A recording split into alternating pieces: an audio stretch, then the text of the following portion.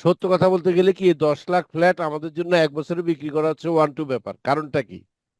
কারণটা হচ্ছে আমাদের 17 লক্ষ প্যাকেজ বা 17 লক্ষ ডিস্ট্রিবিউটার যেভাবেই বলেন আপনার কিনছে আমাদের থেকে, প্যাকেজ কিনছে গাছের। আর 8.5 লক্ষ যদি ধরেন, সেখানে 17 লক্ষ আর 8.5 লাখ, 25 লাখই ধরি একটু তর্কের খাতিরে, কারণ আমি জানি এত ডিস্ট্রিবিউটার পায় না। কারণ কি, এখানে একটা ব্যাপার ঘটছে, কেউ কেউ মাল্টিপল প্যাকেজ কিনছে। তাই আমরা যেমন ভুল করে সিআইডি রে ডিস্ট্রিবিউটর বলে বসছি, আসলে ডিনধারী কিন্তু আমাদের 43,50,000 আর সিআইডি আছে 70 লাখ প্লাস। যে কারণে তখনকার কিছু পত্রিকা ভুলে আমাদের কথা বলছিল 70 লাখ ডিস্ট্রিবিউটর, আবার কোটি কোটি লোকের থেকে টাকা নিচ্ছে এটাও বলতেছে। তো ওইভাবে যদি আমরা শুধু ডিন হিসাব করি, ডিন হিসাব করলে কিন্তু আমাদের 10 থেকে 11 লাখের বেশি কোনো ডিনধারী আমাদের থেকে টাকা পায় না। তো আমি তখন চিন্তা করলাম যে আমরা প্রথম 10 লাখের যদি আমরা Recording in progress. মার্কেটিং করতে যাই, তাহলে দেখবেন খুব সহজে আমরা এই লোকগুলা দৌড় দিলে আমাদের জন্য এক বছরে এগুলো সেল করা কোনো ব্যাপার না। এই জন্য মেইন সিক্রেটটা হলো, যাদের কাছে আমরা বেচতে যাচ্ছি আসলে এরা আমাদের কাছে টাকা পায়। এখন আপনি যখন বেচতে যাবেন, সে আপনার কাছে তার সমস্যাটা নিয়ে আসবে যে ভাই আমি তো ডিস্ট্রিক্টের কাছে টাকা পাই, এই টাকাটা কিভাবে আদায় হবে। তখন আমার প্রথম উত্তর হবে যে ভাই টাকাটা পাইতে হলে আমি ব্যাংকে অ্যাকাউন্ট খুলে দেওয়ার জন্য তদবির করেছি। সেখানে একটু যদি লম্বা করে না বলি তাহলে আপনারা ভুল বুঝবেন। দেখেন, এই ব্যাংক অ্যাকাউন্ট কিন্তু খোলা হয়ে যেত কত সালে জানেন আপনি? 23 সালে। এই জিনিসটা আপনারা শুনতেছেন আজকে নতুন করে, যেটা শুনে হয়তো আপনারা অবাক হচ্ছেন, কিন্তু আপনারা অনেকেই জানেন না যে 22 সালের সেপ্টেম্বর মাসে যখন হাইকোর্ট একটা রায় দিয়েছিল 173/22, প্রথমে আমার সম্বন্ধে একটা মিথ্যাচার করা হয়েছে যে আমি এটাকে বাতিল করার জন্য আপিল করছি। দেখেন কত বড় ঢা মিথ্যা কথা। আমি আপিল করছি আমাকে ইনক্লুড করার জন্য, যে কি ব্যাপার আমাকে কেন বাদ দিল। কারণ রিজাইন দিছে হোসেন সাহেব, রিজাইন দিছে জেনারেল হারুন, রিজাইন দিছে আরো অনেকে, আমি দেখছি। কিন্তু সমস্ত ডাইরেক্টররা রিজাইন দিছে, তখন আমি দেই নেই। তো আমি রিজাইন দেই নেই এমডি পজিশন থেকে, এটা কিন্তু আদালত খেয়াল করছে আমি যে রিজাইন দেই নাই, আমার রেজিগনেশন নাই। যেই কারণে আদালত কিন্তু রায় দেওয়ার সময় একটা কাজ করে গেছে, যেটা আপনারা অনেকে জানেন না। আপনাদের সবাইকে আমি একটা রিকোয়েস্ট করব, আপনারা কখনো কেউ কাকে কান নিয়ে গেছে কাকের পিছনে দৌড়াবেন না, কোনো দরকার নাই। আপনারা কানে হাত দিয়ে দেখবেন কানটা আছে কিনা। এই যে 173 নিয়ে আপনাদের কাছে যে বোমবাস্টিং প্রচার করতেছে, অনেক দিন পরে আজকে আমি মনোযোগ দিয়া বোর্ড মিটিং, আজকে আমাদের একটা ইনফরমাল বোর্ড মিটিং হয়েছিল আমাদের ওই 9 জনের সাথে, 9 জন ছিল না, 7 জন ছিল। 7 জন আর আমি আর হোসেন মিলে বসছি, এবং সেখানে 173/22 নিয়ে ক্লাস করায় যেভাবে ইংরেজি সাহিত্যের স্যাররা এইভাবে এক লাইন এক লাইন করে আমি পড়ছি আর তর্জমা করে শুনাইছি। তখন সেখানে দেখলাম এক জায়গায় যে আদালত একটা ডাইরেকশন দিচ্ছে, বলছে যে বোর্ড ডাইরেক্টরদের উচিত হবে, খেয়াল করেন কি কথাটা বলছে, বোর্ড ডাইরেক্টরদের উচিত হবে আগের এমডি কে তার জায়গায় রেখে দেয়া, অথবা সিইও কে দেয়া, অথবা দিছে স্ল্যাশ দিয়া সিইও কে শামসুল হক ভূঁইয়া। চলেন এই কথাটা কেন লিখছে। আমার বিকল্প প্রতিনিধি ছিল। আপনারা যদি যতগুলো হাইকোর্টের রায় আছে দেখবেন, সেখানে সব সময় একটা জিনিস লিখতো কোর্ট, যে শামসুল হক ভূঁইয়া রফিকুল আমিনের সময় বিভিন্ন সময় জেল দেখা সাক্ষাৎ করে তার বিষয়ে বিভিন্ন বিষয়ে সিদ্ধান্ত নেবে। তার মানে শামসুল হক ভূঁইয়াকে আমার একটা সাবস্টিটিউট হিসাবে কোর্ট দেখছে। যে কারণে এখানে বলছে যে বর্তমান বোর্ডের উচিত হবে, এভাবে লেখা উচিত হবে যে আগের এমডি কে রেখে দেওয়া লেখছে, অথবা সিইও কে রাখা।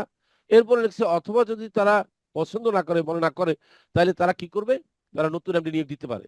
মজার ব্যাপার হচ্ছে কি, দেখেন এই বোর্ড নতুন এমডি নিয়োগ দেয়নি, আর আমাকেও কিন্তু জানায়নি, রাখেনি। আমি তখন আজকে বোর্ডের বাকি 7 জনকে জিজ্ঞেস করলাম যে এই যে রায়টা আপনাদেরকে দিছে, আপনারা কি আমাকে একবারও জানাইছেন যে আপনাদেরকে হাইকোর্ট বলছে বা আগের এমডি কে রাইখা দাও? বস এটা আমরা জানতাম না।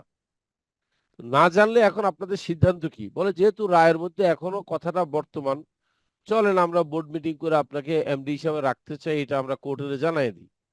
তাহলে চিন্তা করেন, এই একটা বড় ফাঁক খুঁজে পাইছি আজকে, যে কোর্ট কিন্তু নির্দেশ দিছে আগের এমডি রে রাখিয়া দিতে। এক, 2 নম্বর হচ্ছে কোর্ট একটা সুন্দর কথা লিখছে।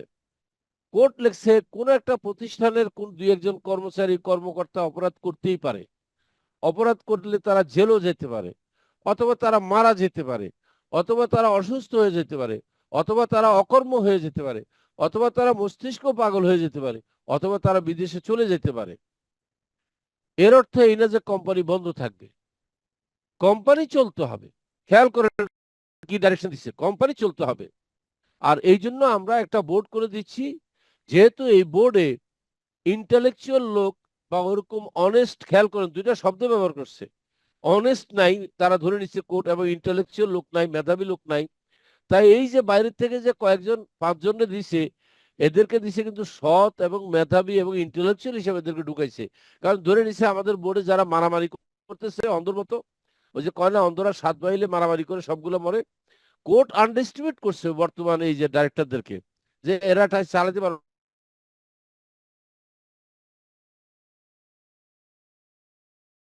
লেগছে যতদিন না মুক্তিবিমূল ব্যক্তিরা তাদের সাজা খেটে বের হয়, ততদিন পর্যন্ত এই কোর্ট একটা বোর্ড বানায় দিচ্ছে, বোর্ড বানায়, আর বললো এমডি রে রাখো। পরের লাইনে যাকে আমরা চেয়ারম্যান বানালাম কোর্ট থেকে, চেয়ারম্যানের উচিত হবে বিভিন্ন সময়ে এমডির সাথে পরামর্শ করে, দেখেন এমডির সাথে পরামর্শ করে, ফাইন্যান্সিয়াল কন্ট্রোলারের সাথে পরামর্শ করে, এবং অন্যান্য ডাইরেক্টরদের সাথে পরামর্শ করে সিদ্ধান্ত নেয়া। দেখেন এই জিনিসটাও তারা জানতো না, তার মানে চেয়ারম্যানের একা কোনো ক্ষমতা দেয়নি। চেয়ারম্যান বোর্ডের সাথে পরামর্শ না করে কোনো সিদ্ধান্ত নিতে পারবে না, জানেন? অথচ চেয়ারম্যান কিন্তু সিদ্ধান্ত নিয়েছে কারোর সাথে পরামর্শ না করে, কারণ তার প্রমাণ হলো কোনো বোর্ড মিটিং হয়নি। তারপরে লেখছে কি, কোনো বোর্ড মিটিং না করে, খেয়াল করেন এই কথা লেখছে কিন্তু, কোনো বোর্ড মিটিং না করে এবং কোনো এজিএম না করে দি board can not run commercial, মানে বোর্ডকে এই ক্ষমতা দেয় নাই এজিএম না করে, বোর্ড রেগুলার মিটিং না করে ব্যবসা চালাইতে দেবে না। ব্যবসা লিখছে, business can not do any business, not MLM. এটা আমাদের চোখে আজকে পড়তে যায়, মানে এজিএম না করে এবং বোর্ড না করে এই বোর্ডকে ক্ষমতায় দেয়নি যেতে হবে। তাইলে কেন আমাদের লোকজনদেরকে ব্লাফ দিচ্ছে একটা গ্রুপ, কি দরকার ছিল? ডাইরেকশনে তো আছে যে কোনো ব্যবসা করতে দেবে না এজিএম না করে। তারপরে কি লিখছে দেখেন,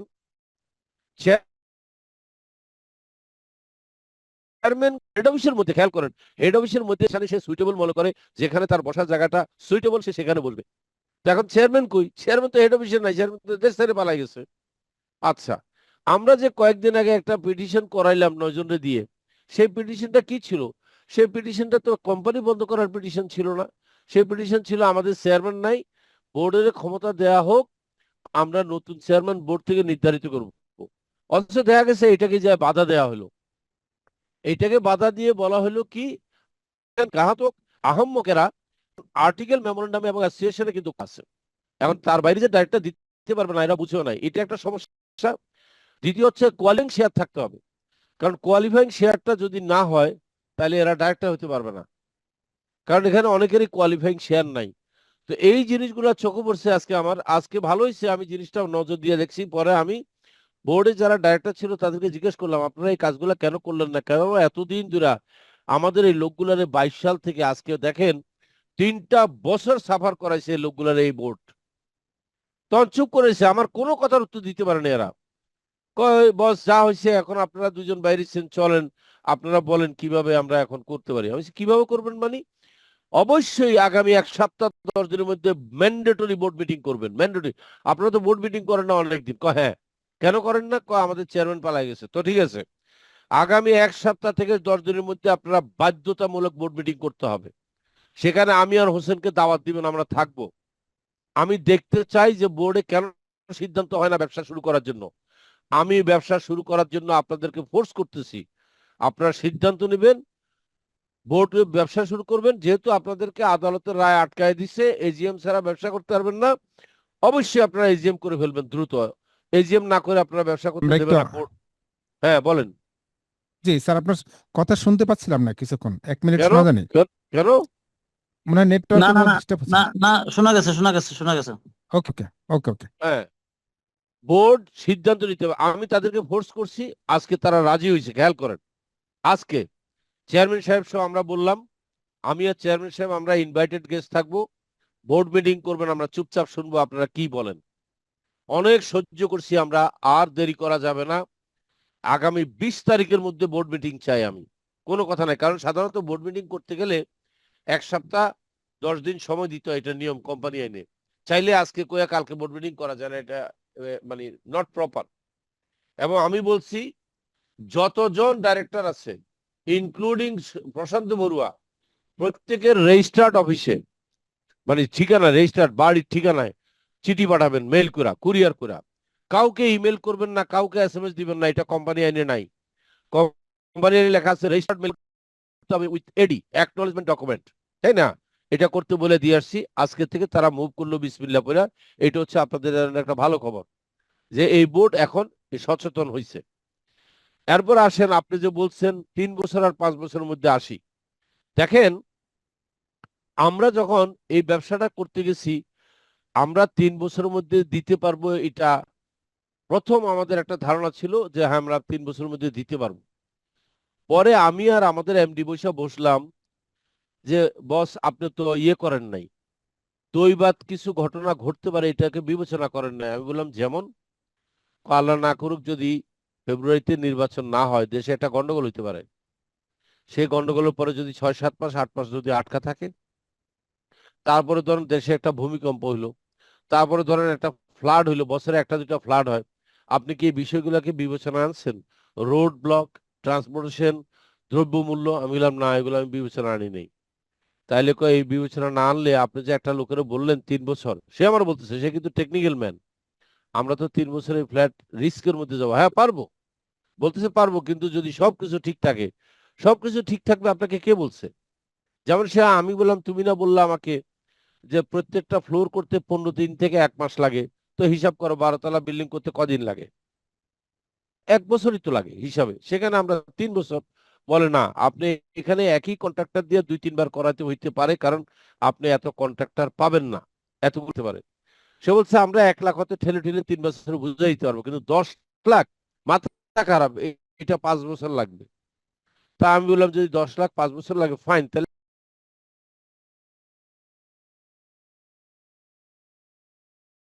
বছর দিয়ে কোনো সমস্যা আছে? কোনো সমস্যা নেই, আমরা তো কিস্তি নিচ্ছি। তো সেই জায়গায় যদি একজন লোকের 3 বছরে 4 বছরে উঠাই দিই, কিংবা কারোর যদি এমনও যদি হয় যে 2-1টা বিল্ডিং, সে কিন্তু একটা ভালো কথা বলছে। কিন্তু সে বলছে সব বিল্ডিং একসাথে তৈরি হবে এরকম বিশ্বাস করার কোনো কারণ নাই, কোনো কোনো বিল্ডিং 1 বছরে তৈরি হয়ে যাবে।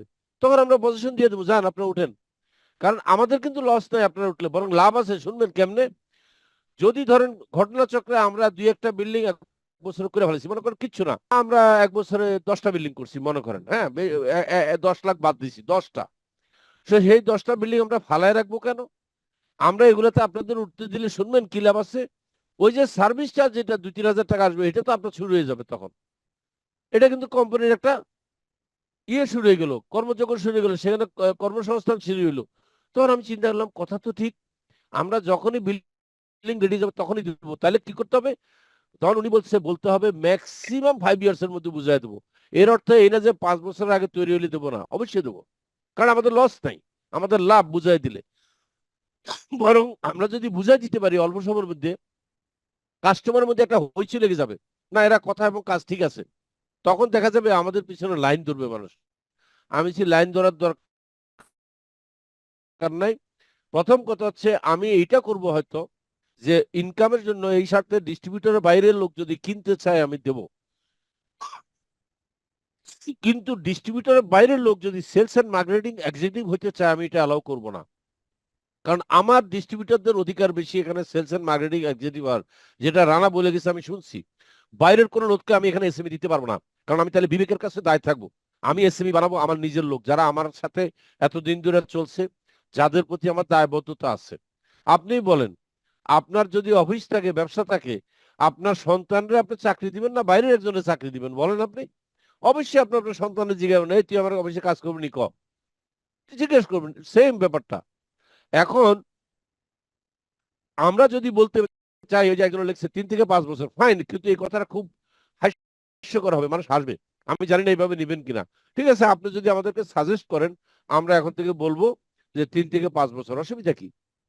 আমার এটা বলতে অসুবিধা নেই, কিন্তু 3 থেকে 5 বছর। কিন্তু আমরা রাজনৈতিক ডিজাস্টার, ভূমিকম্প, ফ্লাড, পণ্য দ্রব্যমূল্যের উঠানামা, এই সমস্ত জিনিসগুলোকে বিবেচনা করে 2 বছর যোগ করছি, আর কিছু না। যদি দেখি রাজনৈতিক ক্রাইসিস হয়নি, ফ্লাডও হয়নি, কারণ বাংলাদেশ নাকি ভূমিকম্পের মধ্যে এখন পড়ে আছে, যে কোনো সময় ভূমিকম্প হইতে পারে, ভূমিকম্প এবং দ্রব্যমূল্য উঠানামা করবে না, সবকিছু ঠিকঠাক মতো পাওয়া যাবে, ইন টাইম পাওয়া যাবে, এরকম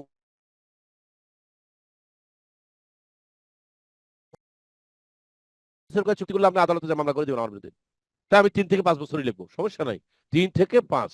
কারণ একটা জিনিস মনে রাখেন, আপনি 3 বছরে উঠেন, আর 5 বছরে উঠেন, আর 10 বছরে উঠেন, তাই না? আপনাকে কিন্তু 240টা কিস্তি পূরণ করতেই হবে, ওই কথাটা চুক্তিতে লেখা আছে। এবং আপনার কিস্তি গণা হবে, আপনার বছর গণা হবে, যেদিন প্রথম কিস্তি দেবেন সেদিন থেকে আপনার মাস গণনা শুরু হবে।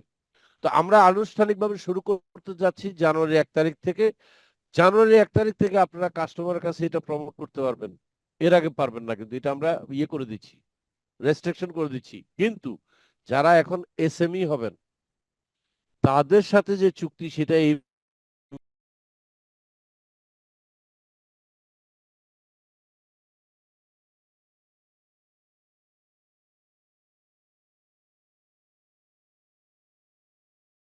লোক আমরা কিন্তু চেক করবো যে এসএমই আসবে তার ডিন আছে কিনা, ডিন না থাকলে আমরা তাকে থাকতে দেবো না, ঠিক আছে? এখন আসেন, আমরা কিন্তু অলরেডি কয়েকশো কিন্তু এসএমই বানায় ফেলেছি এই কয়েকদিন, আপনারা হয়তো খবর জানেন না। আমরা অপেক্ষা করতেছি এরকম যে এই মাসের মধ্যে 2000 এসএমই বানায় ফেলবো আমরা। সেখানে আমরা গো ডায়মন্ডকে দিছি 300 কোটা, 500 কোটা। তারপরে গ্রিনকে, সোশ্যাল মিডিয়া গ্রিনকে পেঁচাই দিছি 500 কোটা, 500 জনের। ব্লুকে দিছি 500, আর ডিডাব সহ মিলা অন্যান্য আদার্স যারা আছে তারা 500। এই হচ্ছে টোটাল 2000 লোকের আমরা এসএমই নিচ্ছি এই মাসে। কেন 2000 করে নিচ্ছি সে কথাটাও বলে দেই। আমি আপনাদেরকে জুমে ট্রেনিং দিব, জুমে কিন্তু একসাথে 1000 লোক বেশি আসতে পারে না। তাই আমি চিন্তা করছি ওই 2000 লোকের পরপর 2 দিন আমরা জুমে আগে ট্রেনিং দিব, ব্যাখ্যা করব সবকিছু।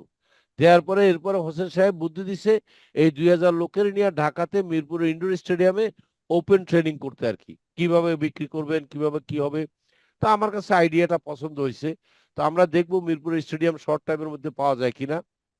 এছাড়া আমি চিটাং যাচ্ছি 15 তারিখে, সেখানেও কিন্তু স্বপ্ন শহরের উপরে 2-3টা সেশন হবে ওপেন। এই 2000 যখন বুঝবো যে হ্যাঁ এরা পারতেছে, হয়ে গেছে, এরপরে নেব আরো 2000, এরপরে নেব আরো 2000, এইভাবে করে আমরা টোটাল 20,000 নিয়ে নেব। কিন্তু যেই 2000 এখন নভেম্বরে আছে, তারা বিসমিল্লাহ পড়া জানুয়ারি থেকে সেল শুরু করতে পারবে। এবং আমাদের প্রথম প্রজেক্ট হইতে যাচ্ছে, যতটুকু আমি জানি পূর্বাচলে, আমরা প্রজেক্টের লেআউট, প্ল্যান সব আপনাদেরকে বুঝাই দেব, কোনো জিনিস বাকি থাকবে না। এরপরে একটা প্রজেক্ট হবে খুব সম্ভবত আপনার ইয়েতে, আহ আশুলিয়াতে, আপনারা হয়তো নাম শুনছেন, জন্মভূমি রিয়েল এস্টেট, কেমন? তারা আমাদেরকে 300 বিঘার মতো দিয়ে দিচ্ছে, তাদের সাথে চুক্তি হচ্ছে।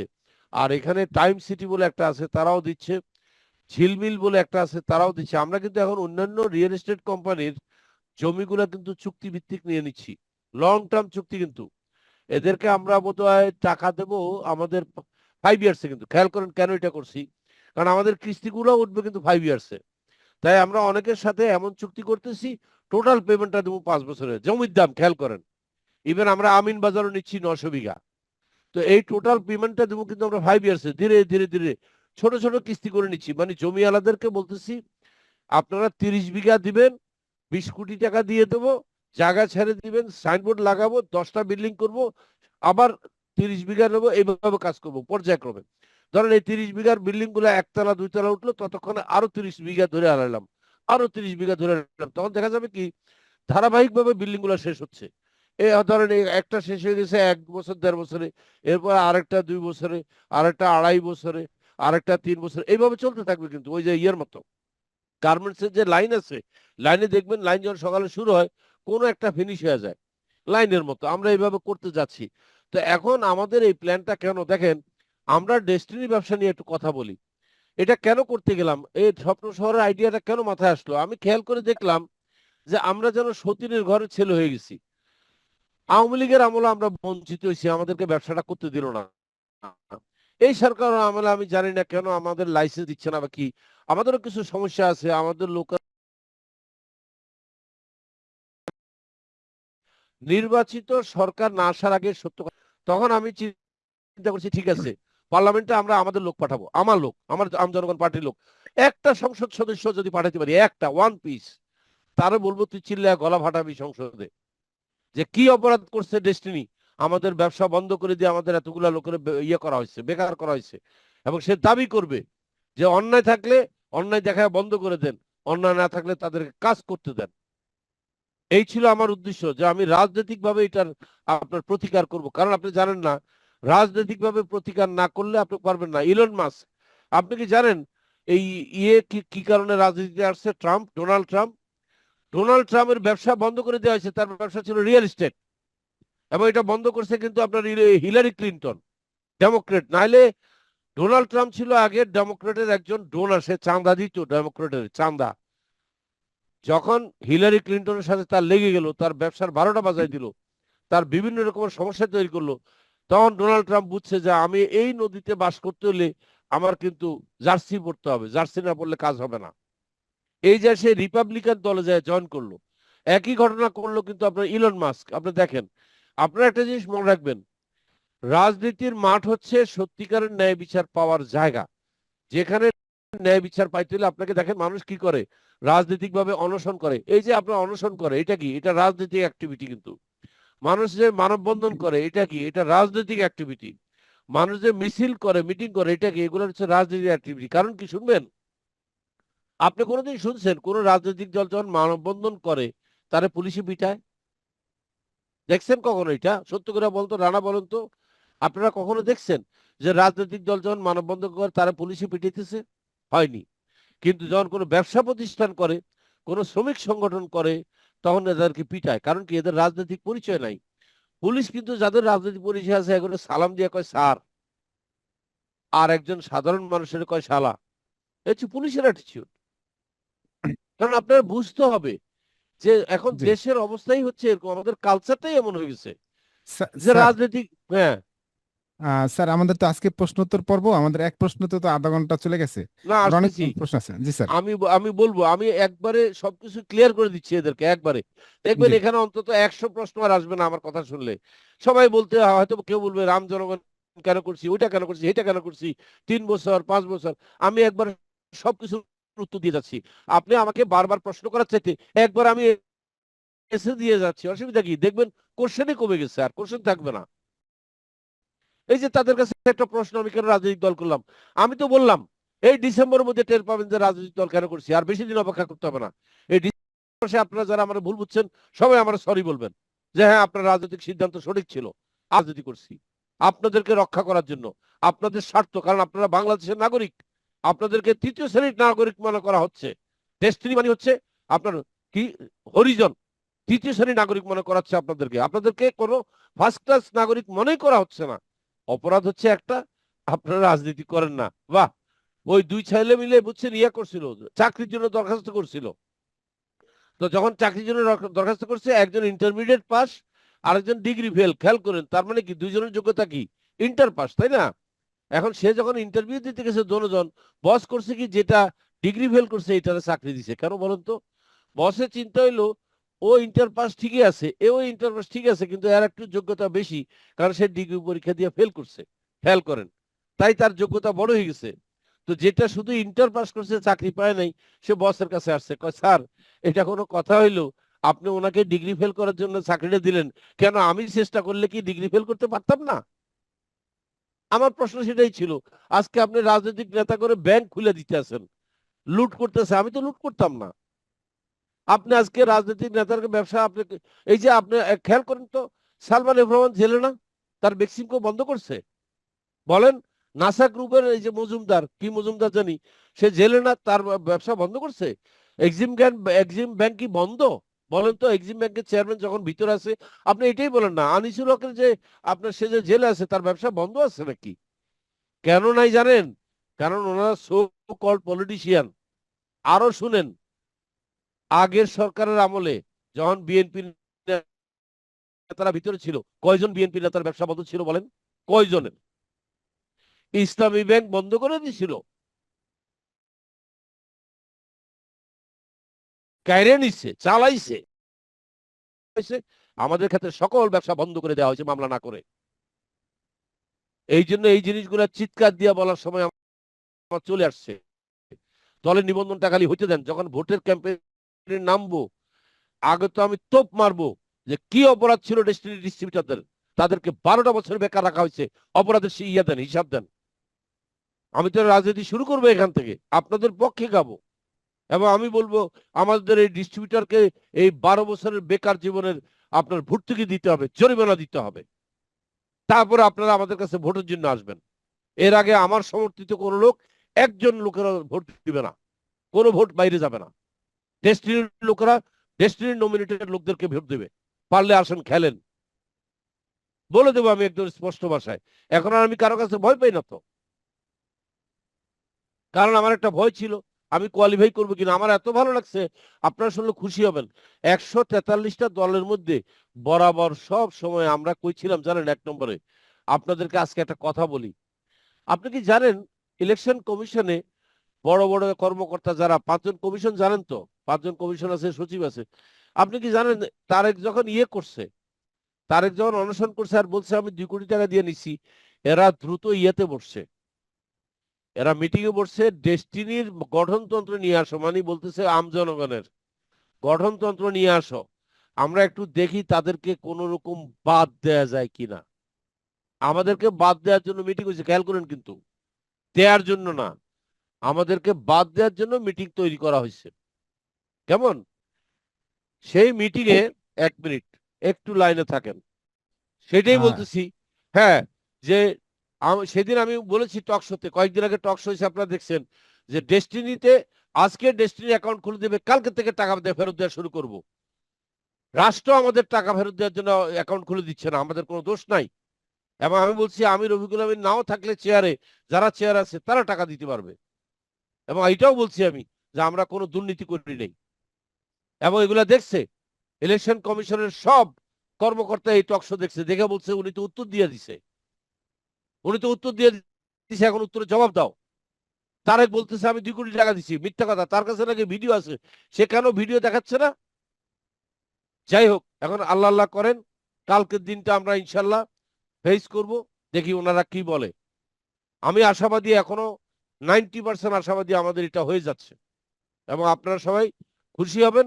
আমি প্রমিস করে বলতেছি, এই আম জনগণ পার্টি আমি এই জন্য তৈরি করি নাই যে আপনাদের টাকা ফেরত দিতে হবে না, এটা আমার সম্বন্ধে মিথ্যাচার, এটা পাগলের প্রলাপ যে আমি আপনাদের টাকা না দেওয়ার জন্য পার্টি করছি। একেবারে পাগলের প্রলাপ, রাম ছাগল যারা এটা বলে, বরং উল্টা, আপনাদের টাকা যেন আমি দিতে বাধ্য হই, কারণ আপনাদের টাকা না দিলে আপনারা আমাকে ভোটই দিবেন না। কেন ভোট দিবেন না? আপনাদের টাকা দেওয়ার সিগনিফিকেন্ট কমিটমেন্ট আমাকে দেখাইতে হবে যে আমি আপনাদের টাকা ফেরত দিতে পারতেছি বা দিচ্ছি বা উদ্যোগ নিচ্ছি, আমি জানি এটা। তাই দয়া করে আপনারা, দয়া করে কেউ আমাকে আপনারা ভুল বুঝবেন না। এখন যেটা বললাম 3 আর 5-এর উত্তর দিয়ে দিছি, এখন বাকি কোশ্চেন নেন আপনি। জি স্যার, আমরা একটু আজকে প্রশ্নোত্তর পর্বে যাই। স্যার, 1 নম্বর প্রশ্ন ছিল আমাদের ডায়মন্ড ফিরোজ আলম টিপু বা স্যারের মাধ্যমে আমাদের রোমান আক্তার ম্যাম প্রশ্নটা করছিলেন, কোশেয়ারে কিছু টাকা দেওয়া হয়েছিল, সেই টাকার মানি রিসিট নেওয়া হয়নি, এখন সেটা কিভাবে তারা মানি রিসিট আমি পাবে? বলতেছি, হ্যাঁ, এটা, জি হ্যাঁ, কোশিয়ারের যার মাধ্যমে দিছে সে তার লিডারকে বা আমার মাধ্যমে সরাসরি যোগাযোগ করতে পারে।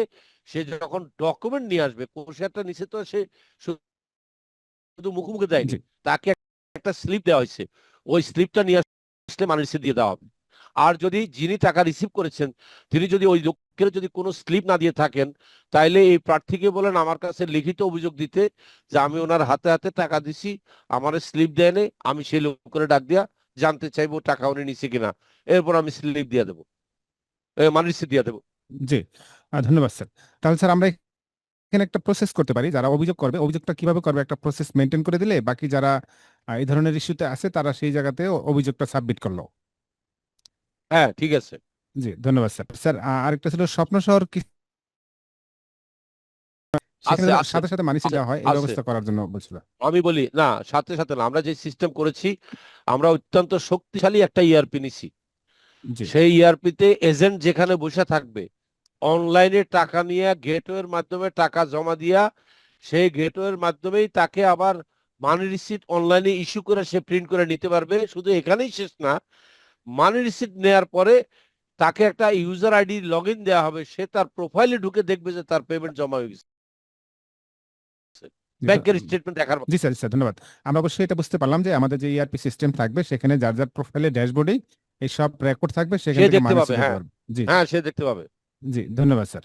এবং আরেকজন প্রশ্ন। এবং তার ইমেলে মানি রিসিটের কপি চলে যাবে, তার ইমেলে মানি জি স্যার, রিসিটের জি স্যার, কপি চলে যাবে। হ্যাঁ, বলেন। জি স্যার। আরেকটি প্রশ্ন আসছিল যে কোশেয়ারের টাকা যারা 2000 প্রথম দিকে দেওয়া হয়েছিল, যখন প্রথম কোশেয়ারের টাকা ওঠানো হয়, সেই সময় বলা হয়েছিল যে কোশেয়ার এখন না নিলে পরে হয়তো পাওয়া যাবে না। বাট এখনো যারা কোশেয়ার নিচ্ছে, এখন আগে যারা নিয়েছিল তাদের ভ্যালু আর এখন যারা নিচ্ছে তাদের ভ্যালু কি একই রকম হবে কিনা, এই প্রশ্নটা করছিল। এখন যারা আগে কোর্সেয়ার নিয়েছে জি তারা তো কোম্পানি করে ফেলছে, সেই জি কোম্পানিগুলো তো এখন স্বপ্ন শহরের পার্টনার হবে।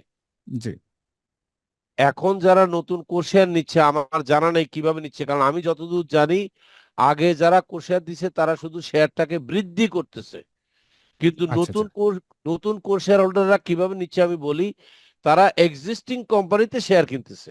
মনে করেন আপনি একটা কোম্পানি করছেন, সেখানে জি আপনার 10-15 জন জায়গা খালি আছে, ওই জায়গাতে ঢুকতেছে, কোম্পানিতে ঢুকতেছে, এই জন্য তারা সমান বেনিফিট পাবে। জি ওকে স্যার। জি শেয়ারের প্রসেসটা তেমনি হয়। ওকে ধন্যবাদ স্যার। হ্যাঁ। আরেকটা প্রশ্ন করছেন স্যার, যারা ডি2কে অ্যাসোসিয়েটের আরডিসি আইআরডিসি নিয়েছিল, প্রোডাক্ট স্টক করেছিল, সেখানে তাদের কিছু প্রোডাক্ট লস হয়েছে এবং তাদের ইনভেস্টমেন্টও গেছে, সেটা তারা কিভাবে রিকভারি করবে? রিকভারি হচ্ছে তার যেটা জামানত জমা আছে, তার যেটা ভ্যালিড, তার জামানত বাজেয়াপ্ত হবে না। কিন্তু যে জি প্রোডাক্টটা নষ্ট হয়েছে সেটা আমরা একটা টিম করে করে চেক করব। টিম যদি বলে হ্যাঁ এই প্রোডাক্টটা জেনুইনলি নষ্ট হয়ে গেছে, এই প্রোডাক্ট নষ্ট হওয়ার জন্য তাকে দায়ী করা হবে না, তো এটা তো কোম্পানির প্রোডাক্ট নষ্ট হয়েছে। জি সে যেটা ডিপোজিট দিছে এটা কিন্তু বহাল থাকবে, তার ডিপোজিট কোনোদিন মাইর যাবে না। ধরেন সে 5 লক্ষ 10 লক্ষ টাকা দিয়ে সে আইআরডিসি নিছে বা আরডিসি নিছে 1 লক্ষ টাকা দিয়ে, কিন্তু জি দেখা গেছে যে প্রোডাক্টটা তার কাছে ছিল সেটা নষ্ট হয়ে এক্সপায়ার হয়ে গেছে, জি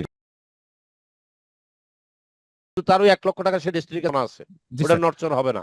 আর আরেকটা হলো স্যার, যারা স্যার আমার মনে হয় ডি2কে অ্যাসোসিয়েট এবং সুপিরিয়র বিষয় তারা প্রশ্নগুলো করলে মনে হয় ভালো হয়। আমরা তা করবো, জি তাইলে একটা কাজ করি, জি বৃহস্পতিবার রাত্রে কি আমাদের কোনো প্রোগ্রাম থাকে? স্যার, আমাদের পিএইচডি ফোরামের সাপ্তাহিক প্রোগ্রাম হয়, যেখানে আমাদের সদস্যদের নিয়ে আলাদা প্রোগ্রাম হয় আর কি, প্রতি বৃহস্পতিবার। কয়টার দিকে হয় সেটা? এটা 10টা থেকে 9:30 থেকে 11টা। 9:30 থেকে আগের, তাইলে বৃহস্পতিবার আমরা এক কাজ করতে পারি, বৃহস্পতিবার শুধু 1 ঘন্টার জন্য 8টায় জি আসতে পারি, আমি শুধু ওই ডিটুকে আর আপনার সুপেরিয়র মার্কেটিং এগুলা নিয়ে কথা বলবো 1 ঘন্টা জি জি জি আমরা এই বৃহস্পতিবার। জি জি আমরা শুধু কারণ আমি ডেস্টিনি মনে রিলেটেড করি আসি। আমি মনে করি ডিটুকে অ্যাসোসিয়েট এবং কোর্সে প্রশ্ন উত্তরের জন্য বেশি সময় দেওয়া লাগবে না, 1 ঘন্টা অনেক বেশি। জি জি 8টা। ধন্যবাদ। তাইলে আজকে যা শুনছেন, বৃহস্পতিবারে 8টা থেকে 9টা সুপিরিয়র মার্কেটিং বা আপনাদের কোর শেয়ার বা আপনাদের যেটা ডিটুকে অ্যাসেট, এই 3টা বিষয়ে আজকে আর প্রশ্ন করার দরকার নাই, 3টা বৃহস্পতিবারের উত্তর দেব। সেদিন ডেস্টিনি জি 2000 জি জি নিয়ে কোনো জি জি কোশ্চেন উঠবে না। ওকে ঠিক স্যার। আছে। আর বাকি প্রশ্ন ওকে, হচ্ছে, থ্যাংক এবার ইউ। আমরা সরাসরি আমাদের স্ক্রিনে যাই। নাসিরউদ্দিন ভাই, পিএইচডি যশোর থেকে, মেবি আপনার প্রশ্নটি করবেন। নাসিরউদ্দিন পিএইচডি, আপনার মাইক্রোফোন করে প্রশ্ন করবেন। জি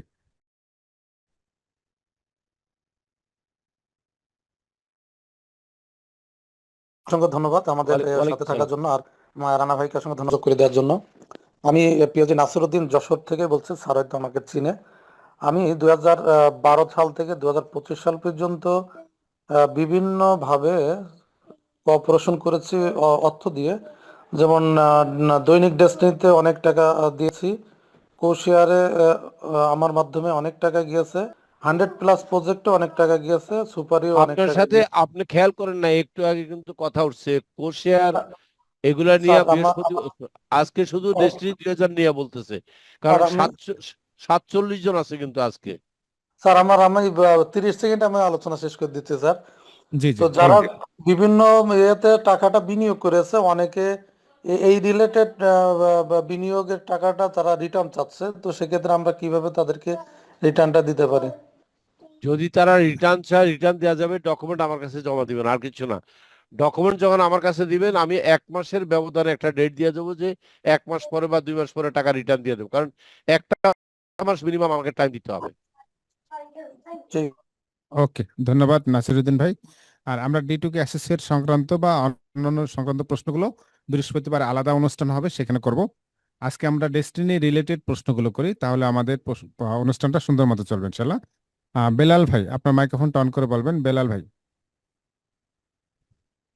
আসসালামু আলাইকুম জি, ওয়ালাইকুম আসসালাম রহমতুল্লাহ। স্যার, জি আমি আবুধাবি থেকে বলতেছি। হ্যাঁ, আমার স্বপ্ন শহর নিয়ে একটা প্রশ্ন ছিল আর কি। জি বলেন বলেন। হ্যাঁ, তো এখানে আমার টিম, আমার ডিস্ট্রিবিউটার, মানে ওই এক্সিকিউটিভ আর কি ইন্তেকাল করছে এই 3 জন। তো ওদের পরিবারের মধ্যে ওদের বাচ্চারা আছে, ওরা কিন্তু স্বপ্ন শহরে কাজ করতে চাচ্ছে। তো এটা কিভাবে সম্ভব, মানে যদি বলতেন। তাদের বাবা মা কে ছিল ডিস্ট্রিবিউটর? বাবা। তো তারা বাবার পক্ষ থেকে তাদের মানে 18-র উপরে কয়জন বয়স? এখন তো বর্তমানে সবাই 18-র উপরে, মনে করেন যে তাদেরকে ওরা ওকে, বর্তমানে তাদেরকে বলবেন, প্রায় তাদের বলবেন 26-27 বছর। তাদেরকেও বলবেন তারা বাবার নাম দিয়ে একটা কোম্পানি ফর্ম করবে। কেমন? সব ভাই ভাই বোন কয়জন ওরা? আচ্ছা, জি জি। কয়জন? ওরা এটা ও, আমার তো লোক 3 জন। তো মানে যাচাই করে দেখতে হবে আর কি। আচ্ছা, 3 জনে মিলে বাবার নাম দিয়ে একটা কোম্পানি করবে। কেমন? সেই কোম্পানিতে তারা উম, বেশি না, না আমি সেটা বলতেছি না, মানে আমার আমার টিমের লোক 3 জন ইন্তেকাল করছে, 3 জন। হ্যাঁ, মানে 3 জনের মধ্যে আমি দেখতে হবে, আমার কাছে দেখতে হবে যে মনে করেন ওই কয়জন ওদের মানে পরিবারের সদস্য। ওই তো যে আমি বলে দিই, যে কয়জন পরিবারের সদস্য তারা সবাই মিলে ওই যেই মারা গেছে তার নাম দিয়ে লিখবে। মনে করেন একটা কথার কথা, জি আনোয়ার, আনোয়ার স্মৃতি মার্কেটিং লিমিটেড করলো জি একটা, হ্যাঁ, না বাপের নামটা ধরে রাখার জন্য। জি। সেখানে একজন চেয়ারম্যান, একজন এমডি, একজন ডাইরেক্টর ফিনান্স ছিল, আচ্ছা 3 জন। এবং তাদেরকে বলবেন কোম্পানির অথরাইজ ক্যাপিটাল আচ্ছা যেন খুব কম রাখে, বেশি যেন না রাখে। ধরেন 10 লাখ, 20 লাখ বা 25 লাখ। কারণ কি, আপনি জানেন কিনা জানি না, 25 লাখ টাকা পর্যন্ত অথরাইজ ক্যাপিটাল করলে সরকারি ফি ফ্রি, কোনো সরকারি ফি লাগে না। শুধু 5,000 টাকা উকিলের দিলে আচ্ছা মাত্র 5,000 টাকা দিয়ে একটা লিমিটেড ফার্ম করা যায়। যেহেতু অথরাইজ ক্যাপিটাল মাত্র 25 লাখ টাকা, কথাটা বুঝেন কিন্তু। তো তাদের তো উদ্দেশ্য হচ্ছে আ- একটা কোম্পানি জি করা, জি যাতে বেশি খরচ না করে। তাহলে জি। 5,000 টাকা দিয়ে একটা কোম্পানি হয়ে গেল। এরপরে এই কোম্পানির ফেভারে ডিস্ট্রিবিউটরশিপটা ট্রান্সফার করার জন্য এরা অ্যাপ্লাই করবে, যে এই এই কোম্পানির বরাবরে আমার আচ্ছা বাবার আচ্ছা ডিস্ট্রিবিউটরশিপটা হস্তান্তর করা হোক। আমরা তখন তার বাবার ডিমটা ওই কোম্পানির নামে করে দিব, এবং জি। কোম্পানি হবে এখানে স্বপ্ন শহরের এসএমই, মানে সেলস এন্ড মার্কেটিং এক্সিকিউটিভ। এবং বাকি ওয়ারিশ ভাবে খায়, ভাগে পাবে, টাকা ইনকাম করবে কোম্পানি থেকে। আচ্ছা আচ্ছা। ওদের আবার মাল্টিপারপাস শেয়ারও আছে। ওই তো একই, ওই একই কোম্পানির আন্ডারে বলে দিতে হবে যে আচ্ছা ওখানে একজনকে সিইও বানাইতে হবে, একজনকে প্রধান বানাইতে হবে। ওই কোম্পানিতে যিনি সিনিয়র তাকে সিইও হিসাবে জি। সে প্রধান নির্বাহী মাল্টিপারপাসের শেয়ার তার নামে নিবে। এবং সেখানে, কারণ কেউ আ- এককভাবে খাইতে পারবে না টাকা, তো টাকা তখন কোম্পানিতে আসবে টাকাটা। আ- আচ্ছা আচ্ছা আচ্ছা। জি এটা জি। করে না, না, এটা করে না অনেক। মূলত করা যাবে। অবশ্যই করা যাবে, অবশ্যই করা যাবে।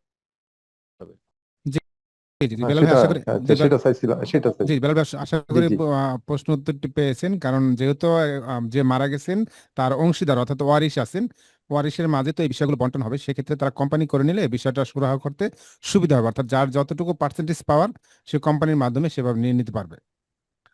জি, আমরা যাচ্ছি মোহাম্মদ খোকন ভাই। মোহাম্মদ খোকন, আপনার মাইক্রোফোনটি অন করে বলবেন।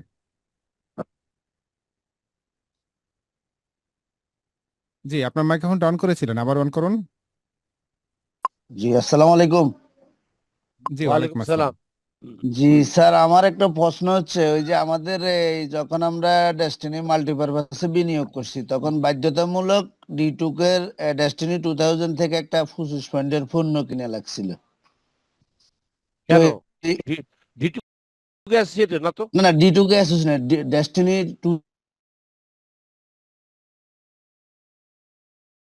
2000 লিমিটেড। 25 না তো, 125 পয়েন্টের।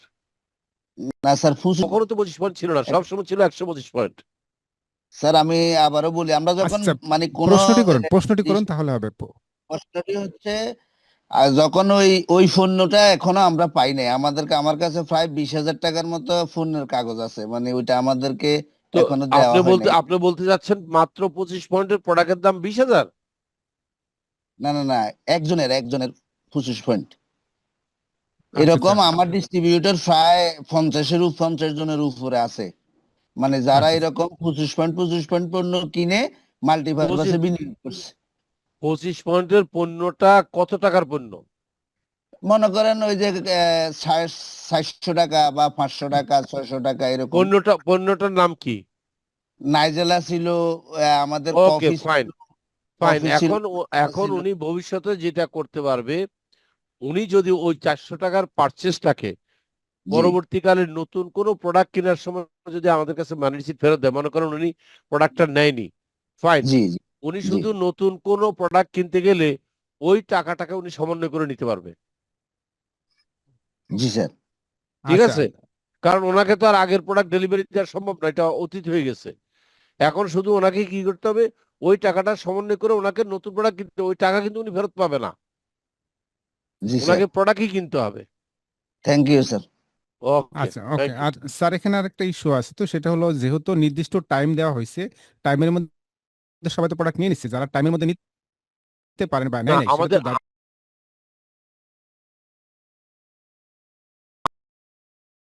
গেছে, তখন তো আমরা প্রোডাক্ট ডেলিভারি দিতে পারি নাই। জি জি জি। আচ্ছা ঠিক আছে, আমরা যাচ্ছি মোহাম্মদ আমানুল্লাহ, আপনার মাইক্রোফোনটা অন করে বলবেন। জি আমানুল্লাহ ভাই, আপনার মাইক্রোফোনটা অন করে বলবেন। জি আসসালামু আলাইকুম ওয়ালাইকুম স্যার। সালাম। স্যার আমার প্রথম প্রশ্ন হচ্ছে যে আজকে মিস্টার আশরাফুল আমিন একটা পোস্ট করছে, গঠিত হয়েছে বৈশাখী মিডিয়া লিমিটেডের নতুন বোর্ড। এখানে তিনজনের নাম উল্লেখ করা হয়েছে, জাকির হোসেন, সাইফুল আলম এবং রতন কামরুল।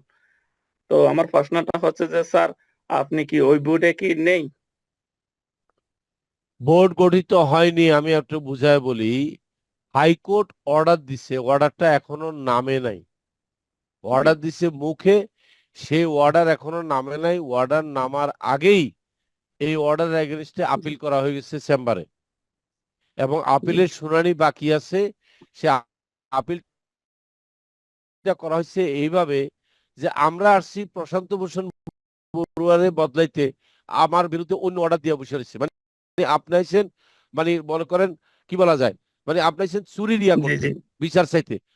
আপনার মার্ডার রায় আচ্ছা দিয়া বসে আছে, এরকম কাম করছে হাইকোর্ট। তখন এইটার বিরুদ্ধে সংক্ষুব্ধ হয়ে অলরেডি আপিল করা হয়েছে। সে আপিল সম্বন্ধে আমি পূর্ণাঙ্গ জানতে পারবো আগামীকাল। আগামীকাল জানার পরে হয়তো আমি আপনাদেরকে শুক্র শনিবারে জানাতে পারবো যে কি হচ্ছে। কারণ আমি যতদূর জানি হাইকোর্টের এখনো রায়টা নামে নাই, মুখে মুখে হয়েছে, আমিও শুনছি এটা। আমি ওই বোর্ডের তো নাই, হোসেনও নাই, কারণ আমাদেরকে যে কথা কয়ে বাদ দিচ্ছে, আশরাফুল আমিন দাবি করতেছে আমাদের নাকি শেয়ার বাজেয়াপ্ত হয়ে গেছে। জি অথচ জি রায়টা আমি পড়ছি, এবার শুনেন আমি বলি, খুব ভালো করে শুনবেন, তাহলে আপনারা তর্ক করতে পারবেন। ঠিক আছে। বলবেন বলবেন যে এই যে ওনার যে শেয়ার বাজেয়াপ্ত হয়েছে, এই রায়টা কোথায় লেখা আছে দেখান। রায় কি লেখা আছে শুনেন। রায় লেখা আছে ডিস্ট্রিবিউটরদের টাকা দেওয়ার জন্য যদি প্রয়োজন হয় জায়গা জমি সব বেচে, এবং সেই সাথে যারা কনভিক্টেড আছে, খেয়াল করেন, কনভিক্টেড যারা ইয়ে আছে, কর্মকর্তা পরিচালক আছে, শুনতেছি। তাদের শেয়ার বা কেড়ে নিয়ে মানুষের টাকা দিতে কইছে। এই রায়ের বিরুদ্ধে তো আমরা আপিল করে, আপিল অ্যাডমিট হয়ে গেছে। খেয়াল করেন, আপনারা তো জানেন নিচের কোর্টে কোনো কিছু রায় দিলে সেটার এগেনস্টে যখন হাইকোর্টে আপনি আপিল করবেন, আপিল যখন অ্যাডমিট হবে, কথাটা বুঝছেন, অ্যাপিল জি যখন স্যার, বুঝতেছি। আপিল যখন অ্যাডমিট হবে, তখন ওই রায় কিন্তু স্থগিত। এখানে হলে একটা ভুল সে করছে, আমরা যে আপিল করছি, আপিল অ্যাডমিট হয়েছে, এটা আপনাদের কাছে তথ্যটা লুকাইছে, এটা হলো একটা। দ্বিতীয়টা হলো জি হাইকোর্টের রায় কিন্তু কতগুলো ডাইরেকশন দিছে। সে স্যার, আপনি ডাইরেকশনের মধ্যে, পূর্বে কথা যেটা বলছেন এটা মনে হয় আপনার নেটে প্রবলেম করছিল, কথাটা ক্লিয়ার আসে নাই। আচ্ছা কি বল? বলতেছি, আমাদের যে দ্বন্দ্বটা করছে, 400 কোটি টাকা দ্বন্দ্ব করছে নিচের কোর্টে, এটাখানে প্রথম যেটা অর্ডার দিছে হাইকোর্টের 173/22 চেয়ারম্যানরা অর্ডার দিছে। জি চেয়ারম্যানের অর্ডার দিছে জি যে স্যার। আমাদের যে রায় হয়েছে, আমাদের যে বিচার হয়েছে, সেই বিচারের রায়ের কপি কালেকশন কইরা বোর্ডের কাছে এক্সপ্লেইন করতে কইছে ভালো মতো যে রায়টা কি হয়েছে। জি সেই রায় খেয়াল করেন, সেই রায় অনুসরণ করতে কইছে। সেই রায় যদি অনুসরণে প্রয়োজন হইলে প্রয়োজন মনে করলে, যদি খেয়াল করেন কথাটা কি লেখা ছিল, জি প্রয়োজন মনে করলে সেই রায় অনুসরণ করে যারা কনভিক্টেড হচ্ছে তাদের শেয়ার নিয়ে আপনাদের টাকা ফেরত দেওয়া যেতে পারে। কিন্তু আমরা তো সেই রায়ের জি এগেনস্টে আপিল করছি। সেই রায় তো কি করছে দেখেন, সেই রায়ে কিন্তু আমাদেরকে জরিমানা করছে 4,600 কোটি টাকা, জানেন তো এটা। জি এবং এর আগে করছে জি জি 400 কোটি টাকা, এর আগে করছে 400 কোটি টাকা জরিমানা। তো জি সেই স্যার। জরিমানা সরকার নিতে আইছে, কারণ আমরা এটার এগেনস্টে আপিল কি, এবং আপিল করা মানেই হুম, হচ্ছে সে ভালো বুঝলেন। সিআরপিসি বলে মানে ফৌজদারি কার্যবিধি, আপনি অ্যাডভোকেট হলে তাড়াতাড়ি বুঝবেন। ফৌজদারি কার্যবিধিতে 35-এর ক খ আছে। ক মানে কি আমি বুঝাই দিই, আপনারা আপনারা উকিল না হলেও এই আইনটা মনে রাখেন। 35-এর কতে জি হ্যাঁ, আমাদের আচ্ছা উকিল এবার ইনুস মিয়া বলি। আছে, ইনুস মিয়া থেকে হেল্প 35-এর নেব কতে স্যার। লেখা আছে কোনো ব্যক্তি যদি দীর্ঘদিন হাজত বাস করে, দীর্ঘদিন, এবং হাজত বাস করার পরে তাকে যদি কোনো দ্বন্দ্ব দেওয়া হয়, জি ধরেন 2 বছর, 3 বছর, 4 বছর, 5 বছর, যে কোনো সাজা দেয়, তো কোর্টের নির্দেশ দিচ্ছে সে যতদিন আদালত হাজতখানায় ছিল, যতদিন জেলে ছিল, ওই জেলের ওই জি হাজতবাসটাকে ওই দ্বন্দ্বের সাথে অ্যাডজাস্ট করে দিতে হয়েছে। তো ধরেন আমি 10 বছর ছিলাম জেলে, আর আমাকে 11 বছর সাজা দিছে, কেমন? তাহলে 10 বছর মাইনাস হয়ে যাবে, আমাকে আর 1 বছর খাটতে হবে। এইটা হলো 35-এর ক। কিন্তু 35-এর খ জি ভিন্ন জিনিস। 35-এর খ কিন্তু ভিন্ন জিনিস। 35-এর খতে বলছে জি যদি এমন হয় যে আমি যতদিন সাজা খাটছি, রায়ও কিন্তু তাই। মনে করেন আমার রায় দিচ্ছে 12 বছর, আর আমি সাজাও খাটছি 12 বছর, কেমন? তাইলে আমাকে তাৎক্ষণিক ছেড়ে দিতে হয়েছে। কোর্টেরও বলছে ইমিডিয়েটলি তারা ছেড়ে দিতে হবে। যে কারণে আমাদের যেদিন রায় দিছিল, আপনারা অনেকে জানেন, যেদিন আমাদের রায় দিছিল 12 বছরের সাজা, সেদিন সাথে সাথে একই জজ লেখছে জেল কর্তৃপক্ষকে নির্দেশ দেওয়া হলো এই দুই ব্যক্তিকে এখনই ছেড়ে দিতে। যে কারণে আমরা ওই দিনই বেরিয়েছি। জি স্যার। জি কথা স্যার। বুঝতে পারছেন? জি ওই স্যার। দিনই বাইরেছি। এবং আমার মনে আছে, আমাকে একজন পিএইচডি, নাম হচ্ছে সন্দীপ, যশোর থেকে, সে বলছে যে স্যার, যেদিন আপনাকে রায় দিয়া ছেড়ে দিচ্ছে, আমরা নিচের তলায় বসে বসে বলতেছি স্যার আজকে বাইর হবে। আশরাফুল আমিন নাকি চ্যালেঞ্জ করছে আজকে ওনারা বাইর হইতে পারবে না। তখন জি স্যার। অ্যাডভোকেট সমাজে যখন নিচে এসে বলছে যে রফিকুল আমিন আজকে বাইর হবে, আশরাফ আর ওখানে 5 মিনিটও দাঁড়ায় নাই, দৌড়ায় পালাইছে। কারণ সে চ্যালেঞ্জ করছে যে বাইরিতে পারবে না। এইবার জি আসেন, এইটা গেল স্যার। 35-এর। ওনার চ্যালেঞ্জ সম্বন্ধে আমাদের অনেক ধারণা গেছে। উনি সোশ্যাল মিডিয়াতে যেভাবে চ্যালেঞ্জ ছুড়ে দিচ্ছে, আমাদের জুলফিকার হাসান পিএইচডি ওনাকে চ্যালেঞ্জ ছুড়ে দিচ্ছে, উনি একেবারে আমি মনে করছি একদম ওই পচাই গেছে তারেকের মতো। যাই হোক, আপনার প্রথম তারেকের মতো, লেভেলদারি হ্যাঁ যেরকম, হ্যাঁ হ্যাঁ আমি ওরকমই গেছে। বলতেছি। এবার জি এইবার আসেন, এটা গেল 35-এর খ। আইনটা খেয়াল করেন। এবার আসেন 35-এর খ এর 2। 2 হলো ডেঞ্জারাস আইন। কিন্তু 2 হচ্ছে কোন বন্দী যদি জি এমন হয় যে তার সাজা দেয়া যায় 12 বছর, কিন্তু সাজা খাটছে 12 বছর একদিন, মানে একদিন বেশি খাটছে। জি অর্থাৎ আমি যদি জি সাজা যা দেয় তার চাইতে একদিনও যদি বেশি ভিতরে থাকি, তাইলে আমার উপরে যত রকমের দ্বন্দ্ব হবে, খেয়াল করেন, আর্থিক, কিন্তু আর্থিক জি বলতে এখানে শেয়ারও কিন্তু বিবেচনায় আসে, শেয়ার, ক্যাশ টাকা, এনিথিং। জি তাইলে এগুলা সব অটোমেটিক মাপ হয়ে যাবে, অটোমেটিক। অর্থাৎ জি আমার আর হোসেনের যে শেয়ার কেড়ে নিয়ে আপনাকে টাকা দিতে কইছে, এটা আর আমাদের দিতে হবে না, কারণ আমরা দুজনেই 12 বছর 3 মাস 5 দিন জেল খাটছি। আপনি দয়া করে এখন যদি জি আমার স্যার। সাথে আমার সাথে মিটিং শেষ করে আপনি গুগলে ঢুকবেন, জানেন জি 35-এর জি ক্ষয়ের 2 বলেন। লিখবেন, দেখবেন সেখানে লেখা আসবে কোন ব্যক্তি যদি জি সাজার চাইতো ক্ষয়ের 2। অধিক সময় আপনার হাজতবাস থাকে, তাহার উপরে আরোপিত দ্বন্দ্ব আপনা আপনি সমন্বয় হইয়া যাইবে। বুঝতে পারছেন? তার মানে সে জানেই না যে আমাদের জি আমাদের এই স্যার। সমন্বয় হয়ে আমরা আরো বেশি পাওনা হয়েছি। শেয়ার তো দূরের কথা, আমার উপরে যে 400 শেয়ার, আমার শেয়ারের দাম কত ভাই আপনি কি জানেন? আমার 2 কোটি টাকা শেয়ার। আরে বাবা আমাকে জি দণ্ড দিছে 400 কোটি টাকা জরিমানা, সেটাই তো অ্যাডজাস্ট হয়ে জি গেছে। ও জি চিন্তা করে কেন? আর ও বুঝে না যদি আমার শেয়ার যদি এটা বাজেয়াপ্ত হইতো তাহলে জন স্টকে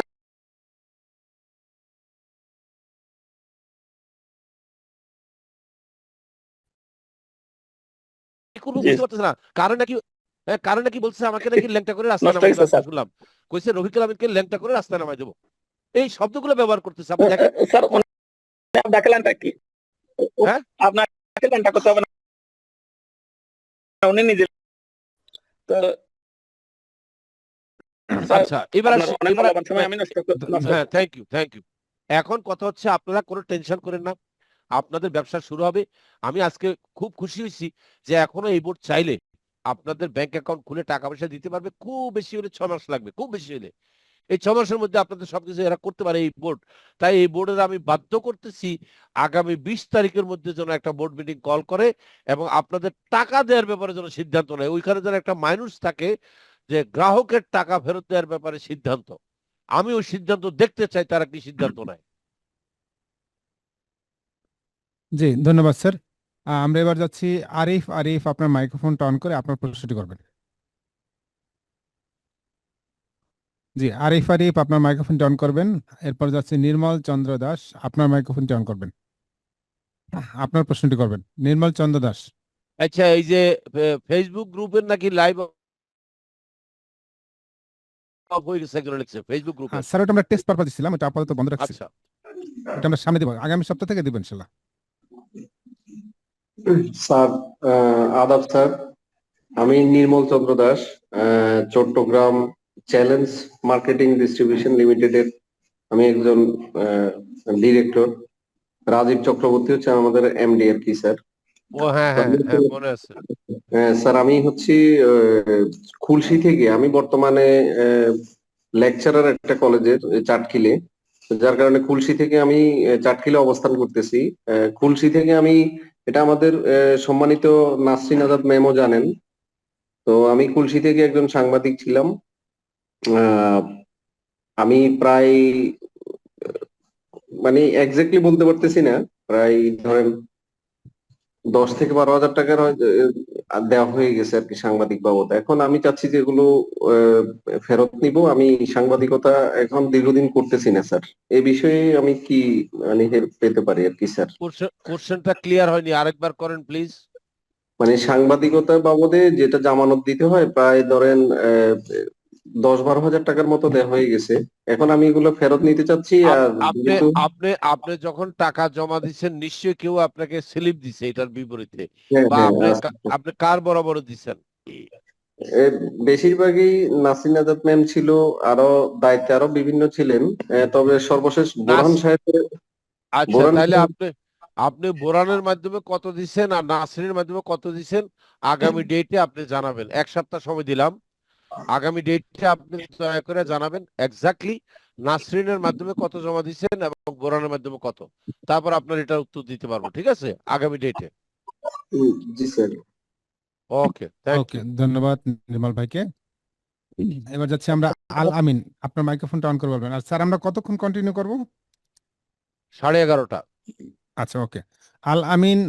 আল মামুন। আল মামুন আপনার মাইক্রোফোনটি অন করে আপনার প্রশ্নটি করবেন, আল মামুন। এরপরে বাদশাহ মালয়েশিয়া। জি বাদশাহ মালয়েশিয়া থেকে। জি বাদশাহ ভাই মালয়েশিয়া থেকে আপনার মাইক্রোফোনটা অন করতে পারেন। আল মামুন ভাই যেহেতু মাইক্রোফোন অন করতে পারছে না।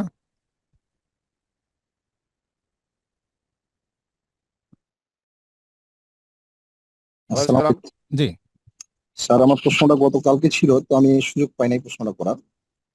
মানে বিষয়টা হচ্ছে যে মাল্টিপারপাস আমরা আপডেট করতে গেলে, যেহেতু আমাদের অনেকের নাই, ডিন নম্বর নাই বা কাগজপত্র নাই, মেম্বার আইডি নাই, সিআইডি কি? নাম্বারটা মুখে আছে। ও সিআইডি নাম্বার থাকলে বাইর করা যাবে। তো শুধু স্যার এখন মাল্টিপারপাসে ফোন করলে ওনারা তো দিতে পারছেন না। পারবে। আপনি মাল্টিপারপাসে ফোন করে সোজা আমার নাম বলবেন, যে আমাদের সিইও যে রফিকুল আমিন আছে ওনার কাছে দেন, উনি বলছে সিআইডি নাম্বার দিলে সব বাইর করা যায়। উত্তর দিছে পারে না তার নাম জসিম কি ভাই, আমাকে একটু বলেন, দরকার হলে তার ওই জায়গা থেকে সরাই দেবো জসিম কালকে। ভাই বলেছেন কারণ যে উত্তর সিআইডি নাম্বার থেকে দেওয়া যাবে না, ডিন নাম্বার লাগবে। ইঞ্জিনিয়ার শহীদ আপনি শুনতেছেন, শহীদ স্যার ওই জায়গা থেকে স্যার সরাই না দিবেন। না না স্যার, কথাটা একটু শোনেন। সেটা হলো আমাদের এই বর্তমানে এক্সিস্টিং যেটা দিয়ে আমরা কাজ করতেছি সেখানে আমরা ডিন নাম্বার দিয়ে বের করতে পারি, আর আমাদের মামুন ভাই যে সফটওয়্যারটা ওনার কাছে আছে সেখানে আমরা সিএডি দিয়ে বের করতে পারবো, কিন্তু তারা কাজ শুরু করার পরে। তার মানে আমরা উনি জসিম যে তথ্য দিয়েছে তথ্য সঠিক। তাইলে মামুনুরটা আপনার আমি তো বলে দিছি যে কেউ সিআইডি দিয়ে পাঠালে আপনার স্লিপ দিয়া মামুনের থেকে জিনিসটা জেনে নেবেন। এবং না একটু বলি স্যার, মানে মামুন ভাইয়ের সাথে আমিও ব্যক্তিগতভাবে 4-5টা সার্ভিস নিচ্ছি, 4-5টা পেন্ডিং আছে। উনি ওই এটা সেট আপ করার পরে এই সার্ভিসটা দিবে। আমি অলরেডি ব্যক্তিগতভাবে তাইলে নিজে তাইলে হ্যাঁ। তাইলে তো জসিমের উচিত ছিল এই ভদ্রলোকের বলা যে ভাই আপনি 1 সপ্তাহ পরে ফোন করেন। না স্যার, জসিম বিষয়টা জানে না, জানে যে উপরে আইটি সেট হইলে হয়ে যাবে, এতটুকুই জানে শুধু। তাইলে এই লোকেরও তো 1 সপ্তাহ সময় দিতে পারতো, সম্ভব না স্যার না আমি বলে। আমি প্রায় 2 সপ্তাহ থেকে ঘুরতেছি, আমি 2টা আইডি দিয়ে রাখছি এবং জি আরো ডিন বাদশা নাম্বার। জি জি বাদশা ভাই, এখানে প্রবলেমটা হচ্ছে কি আমাদের মেইন সার্ভারটা তো এখনো রান করা হয়নি, তো আপনি একটু অপেক্ষা করুন, আমাদের আশা করতেছি আপনি সপ্তাহখানেকের আপনি মধ্যে। জি আপনি 1 সপ্তাহ অপেক্ষা করেন, আপনি পেয়ে যাবেন 1 সপ্তাহ। পেয়ে যাবেন ইনশাল্লাহ পেয়ে যাবেন আরেকটা আপনি। প্রশ্ন হ্যাঁ স্যার, আরেকটা প্রশ্ন স্যার, আমি যে শেয়ার গুলো কিনে নিয়েছি পুরান শেয়ার, এগুলো কি আপডেট করার লাগবে ওনাদের? যার কাছ যাবে, থেকে হ্যাঁ যাবে, এগুলো করা যাবে। জি ওইটা আপনি আপডেট তথ্য কি করা লাগবে হালনাগাদ, না আমরা ট্রান্সফার করতে পারবো সরাসরি আপডেট ছাড়া? আচ্ছা ওইটা আপনি তথ্য হালনাগাদ করে তারপরে ওইটা আপনি ট্রান্সফার করে নিতে পারবেন আপনার নামে। অসুবিধা নেই, ওকে, করতে পারবেন। হ্যাঁ, জি নেক্সট। জি ধন্যবাদ। আমরা যাচ্ছি ছবি চৌধুরী, আপনার মাইক্রোফোনটি অন করে প্রশ্নটি করবেন। ছবি চৌধুরী।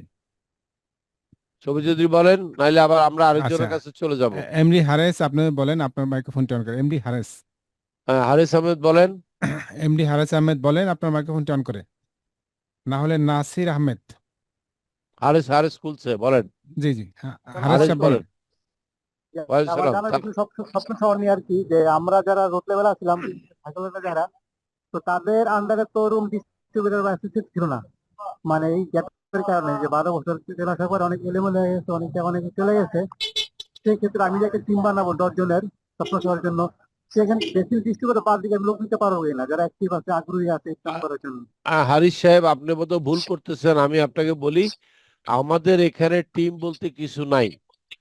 আমাদের আমাদের স্বপ্ন শহরের মার্কেটিং সিস্টেম কোনো এমএলএম সিস্টেমের সাথে মিল নাই, কোনো টিমের দরকার নাই। আপনি ভুল বুঝছেন। আপনারা না সবাই স্যার, আপনারা সবাই একটু মনোযোগ দিয়ে শুনেন। আমার মনে হচ্ছে আপনারা সবাই বিভ্রান্ত আছেন। এইটা দিয়েই আমি শেষ করব আজকের মিটিং, কারণ এইটা আলোচনা করতে একটু সময় লাগবে। এই জন্য প্রথম কথা হচ্ছে, স্বপ্ন শহরের মার্কেটিং সিস্টেম কোনো এমএলএম এর সাথে মিল নাই বা ডেস্টিনির আদলে না, যেখানে আপনি একটা আপ লাইন, আপনার কয়েকজন ডাউন লাইন, তারপরে আপনি পিএইচডি হন, তারপরে আপনি ডায়মন্ড, ব্যাপারটা এমন না। রং। আমাদের মার্কেটিং প্ল্যানটা হচ্ছে, আমাদের এখানে প্রথম কথা হচ্ছে কোনো সদস্য ভর্তি সিস্টেম নাই। সুতরাং এখানে আপনার কোনো টিম, এটা ভুল। টিম বলতে কিছু নাই। কি আছে এবার শুনেন। প্রথম হচ্ছে, আমরা 20,000 লোক, আমি হোসেন সহ, আমরা সবাই একটা লেভেলে জয়েন করব, ওয়ান লেভেল, ফার্স্ট লেভেল, যেখানে আমরা এক কাতারে দাঁড়াইছি এবং আমাদের কারোই কোনো টিম নাই। এই এক কাতারে দাঁড়ানোর শর্তটা একটু খেয়াল করে শুনেন। আপনাদের কারো একজনের মাইক্রোফোন খোলা আছে, এটা বন্ধ করতে হবে। জি স্যার, বন্ধ করে দিচ্ছি তারটা। হ্যাঁ, এই যে, আর কারো নাই তো? আচ্ছা, এখন জিনিসটা হচ্ছে, আমি একটু ওষুধ করে খাইয়ে নিই, আপনার লাইনে থাকেন। দাও, শেষ এই যে, এখন 7 মিনিট।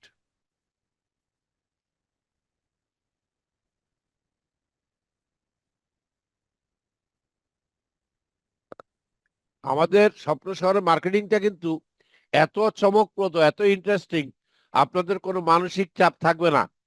যে লোকের কোনো টিম নাই, আপনি থাকতে পারেন, রিল্যাক্স থাকতে পারেন, আপনার কোনো ডাউনলাইন দরকারই নেই। কারণ মার্কেটিং প্ল্যানটা আপনাকে আগে বুঝতে হবে। এটা এমএলএম নয়, এটা ডেস্টিনির মতোই নয়।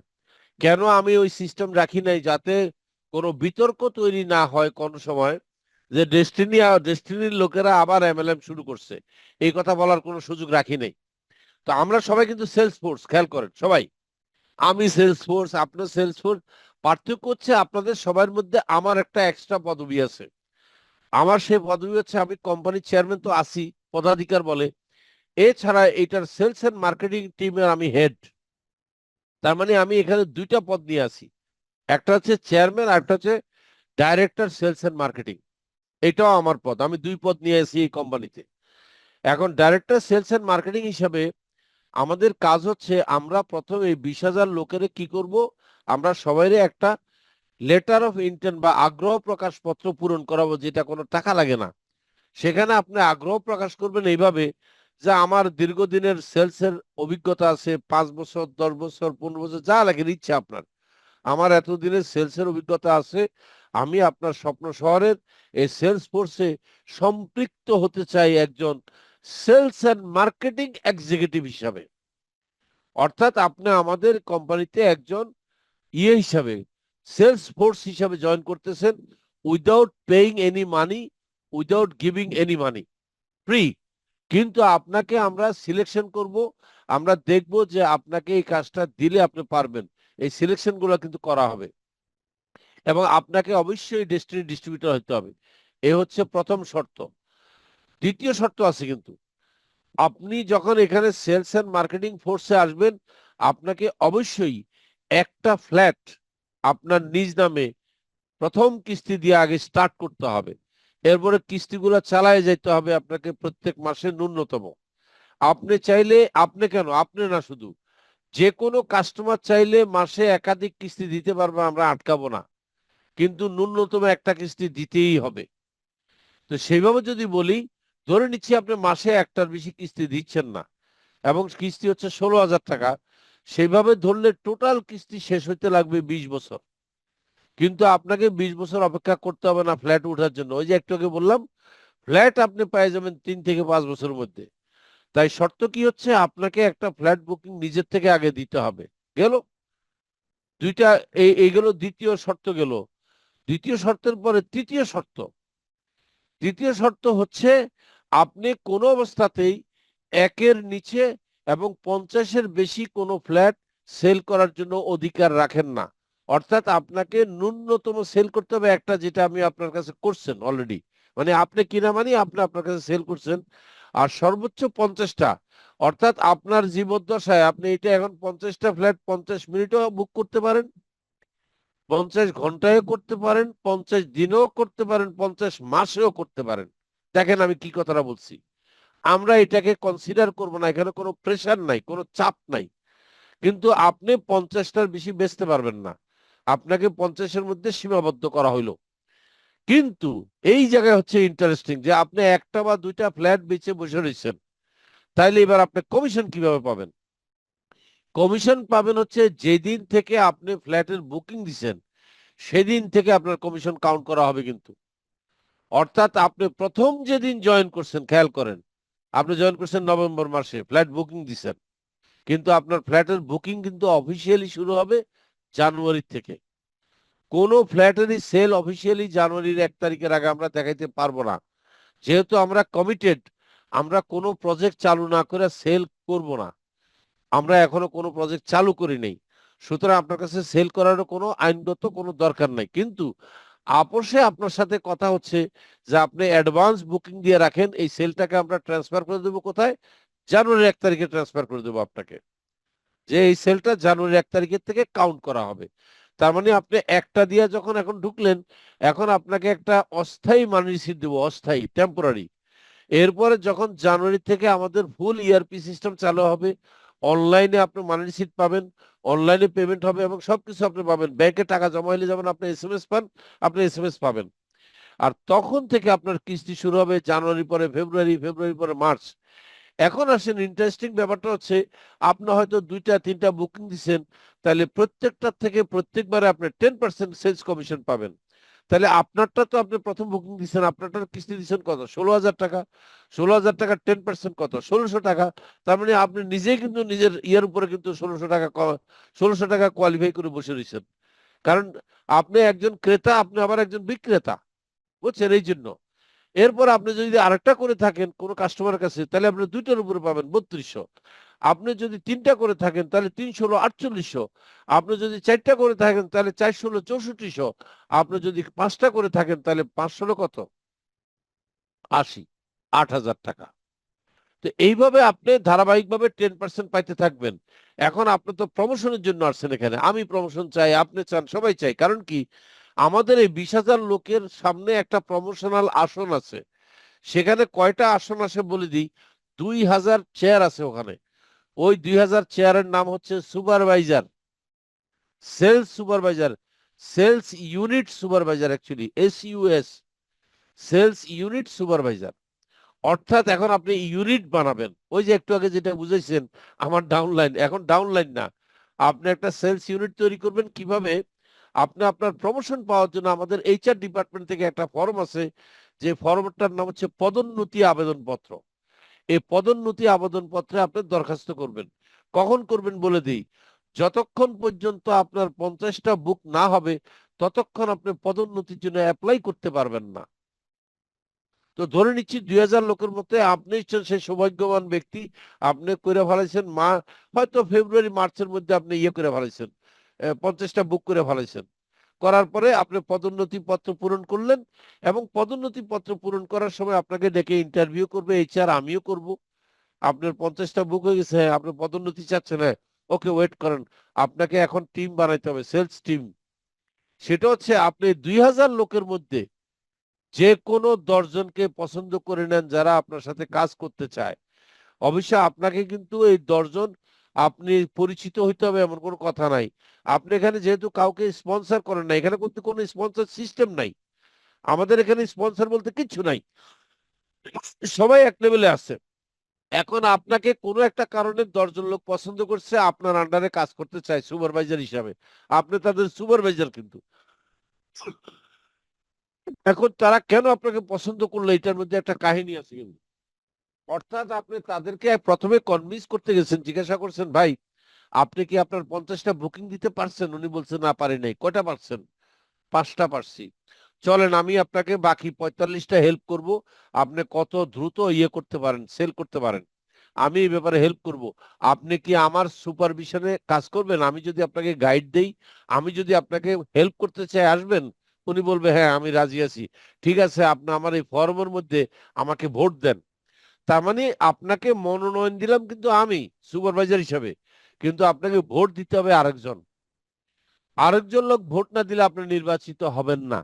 আমি আপনাকে শুধু মনোনয়ন দিচ্ছি যে হ্যাঁ আপনাকে মনোনয়ন দিলাম, আপনি সুপারভাইজার হিসাবে ক্যান্ডিডেট হইতে পারেন। তার মানে আপনি সুপারভাইজার পদপ্রার্থী। মনোনয়ন দিলাম, আপনাকে ভোট দিবে কিন্তু আরো 9 জন লোক যারা আপনার সাথে কাজ করবে। 10 জন লোক অ্যাকচুয়ালি, 9 জন, 10 জন না 9 জন। এই 9 জন লোক মিলে আপনি একজন, 10 জন। এই 10 জনে মিলে একটা সেলস ইউনিট, 10 পিপল হচ্ছে একটা সেলস ইউনিট, এবং এই সেলস ইউনিটের সুপারভাইজার কে? আপনি। তাই আপনার পদবি হচ্ছে সেলস ইউনিট সুপারভাইজার। হলো এবার?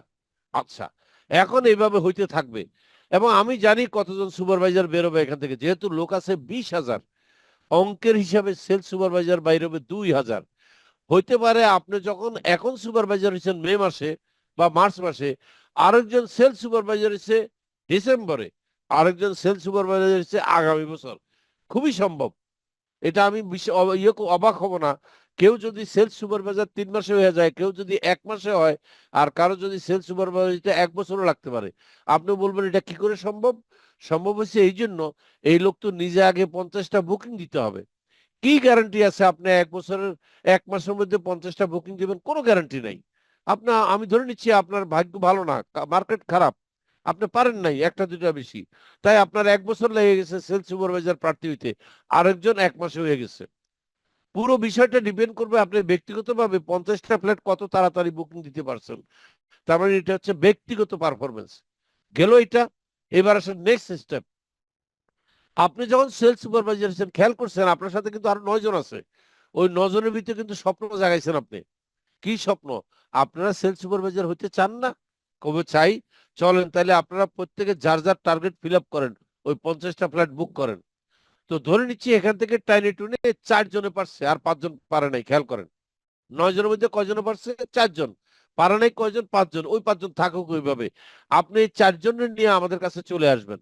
আবার কি জন্য? পদোন্নতি। কিসের পদোন্নতি? সেলস সুপারভাইজার থেকে আপনি হইতে চাচ্ছেন কি? Assistant manager. আর সাথে এদেরকে নিয়ে এসেছেন, কইছেন এই 4 জনের একটু পদোন্নতি দেন সেলস এসইউএস হিসাবে, সেলস সুপারভাইজার।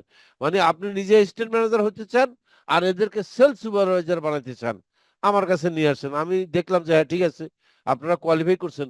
প্রত্যেক ক্ষেত্রে কিন্তু কমিশন পাচ্ছেন অ্যাপার্টমেন্ট সেলের উপরে। এখন যখন আসলেন আপনারা বসলেন, তখন জানতে চাচ্ছি আপনি এই টিমের কি হবেন, অ্যাসিস্ট্যান্ট ম্যানেজার। তো আপনার সুপারভাইজাররা কই, কয়জন? 5 জন কই? তো এই 5 জন সুপারভাইজার লাগবে এখন আপনার, বুঝতে পারছেন?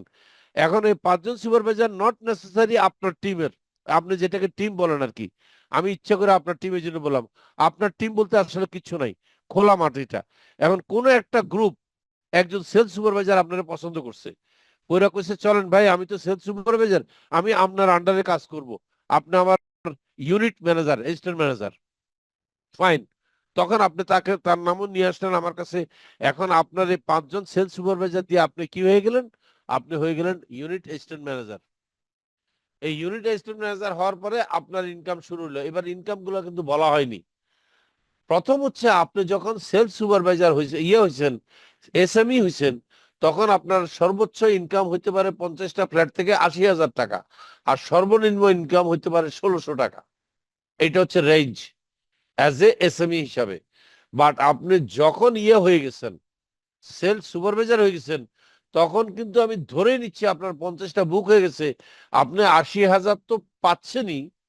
এছাড়া ওই যে যাদেরকে আপনি করছেন, টিমে নিয়ে আসছেন, তাদের সেলের উপরে এক একজনের কয়টা আছে, এক একজনের আছে 50টা। তাহলে 10 জনের কয়টা, 500টা।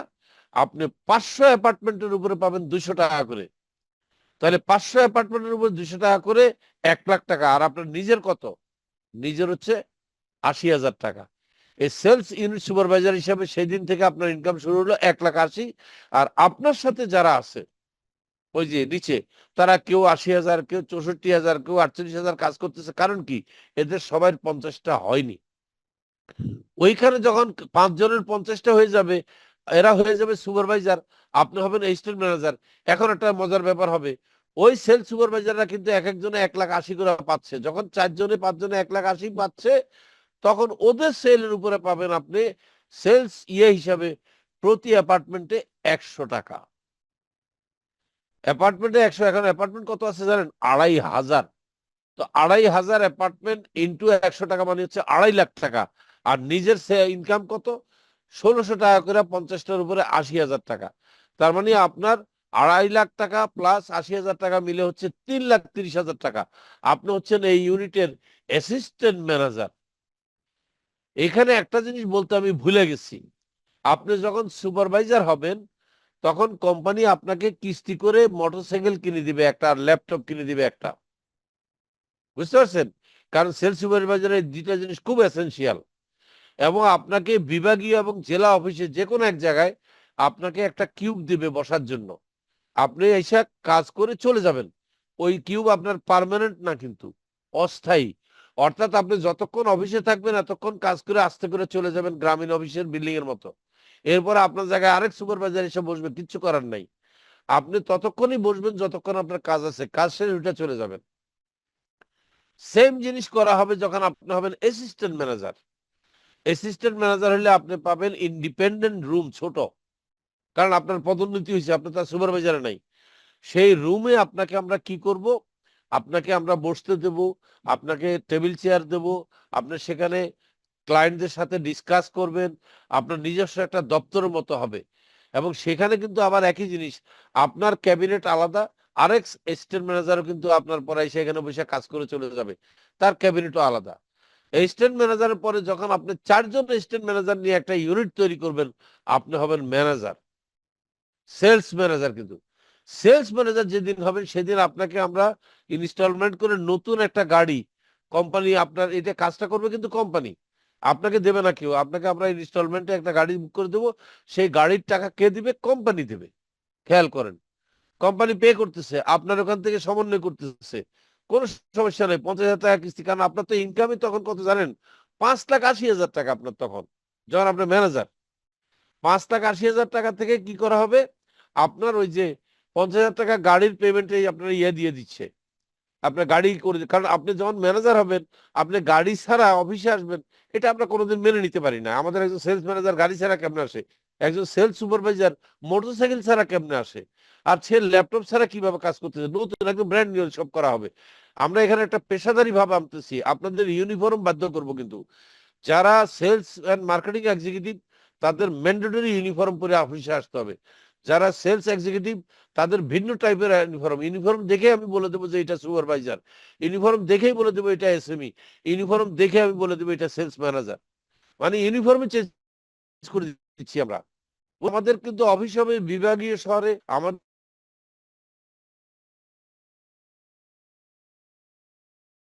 অফিস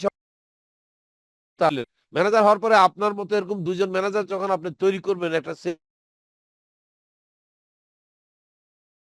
আপনি হবেন এজিএম। কোন একটা বিভাগীয় গ্রুপে আপনি একটা অফিস পাবেন বিভাগে, কিন্তু আপনার মতো এরকম বিভাগীয় অফিসে কয়জন বসবে জানেন? 5 জন। আপনি সব 5 জন বসবে বিভাগীয় অফিসে, প্রত্যেকের কিন্তু একটা অফিস থাকবে, তার একটা ডেস্ক বেস সবকিছু। সে কিন্তু এখন কোম্পানির লোক, কিন্তু সিরিয়াস লোক। কেন জানেন? একজন এজিএম এর ইনকাম হচ্ছে 10,80,000 টাকা। কারণ একটাই, এই 10,80,000 টাকা হওয়ার মূল হচ্ছে সে 50টা করে প্রায় কত 20,000 ফ্ল্যাটের উপরে পায়, কমিশন পায়। এতদিনে 20,000 ফ্ল্যাট সোল হয়ে গেছে। কারণ আমাদের তো আপনি জানেনই প্রথম বছর লাখ টার্গেট, এরপরে টোটাল 10 লাখ, তাই না?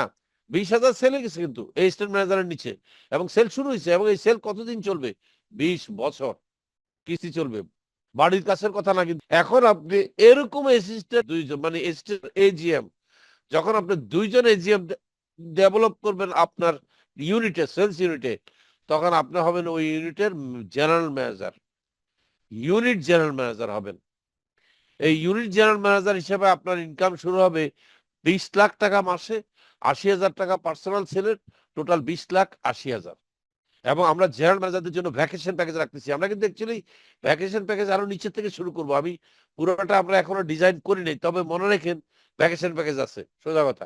ট্যুর আছে, বছরে 2 বার ছুটি আছে, 2 টাইম ছুটি আছে আপনার, 2 উইকস এর সহ, কি বলে 2 সপ্তাহ হলিডে সহ ছুটি আছে। কিন্তু এগুলো আমরা ডিজাইন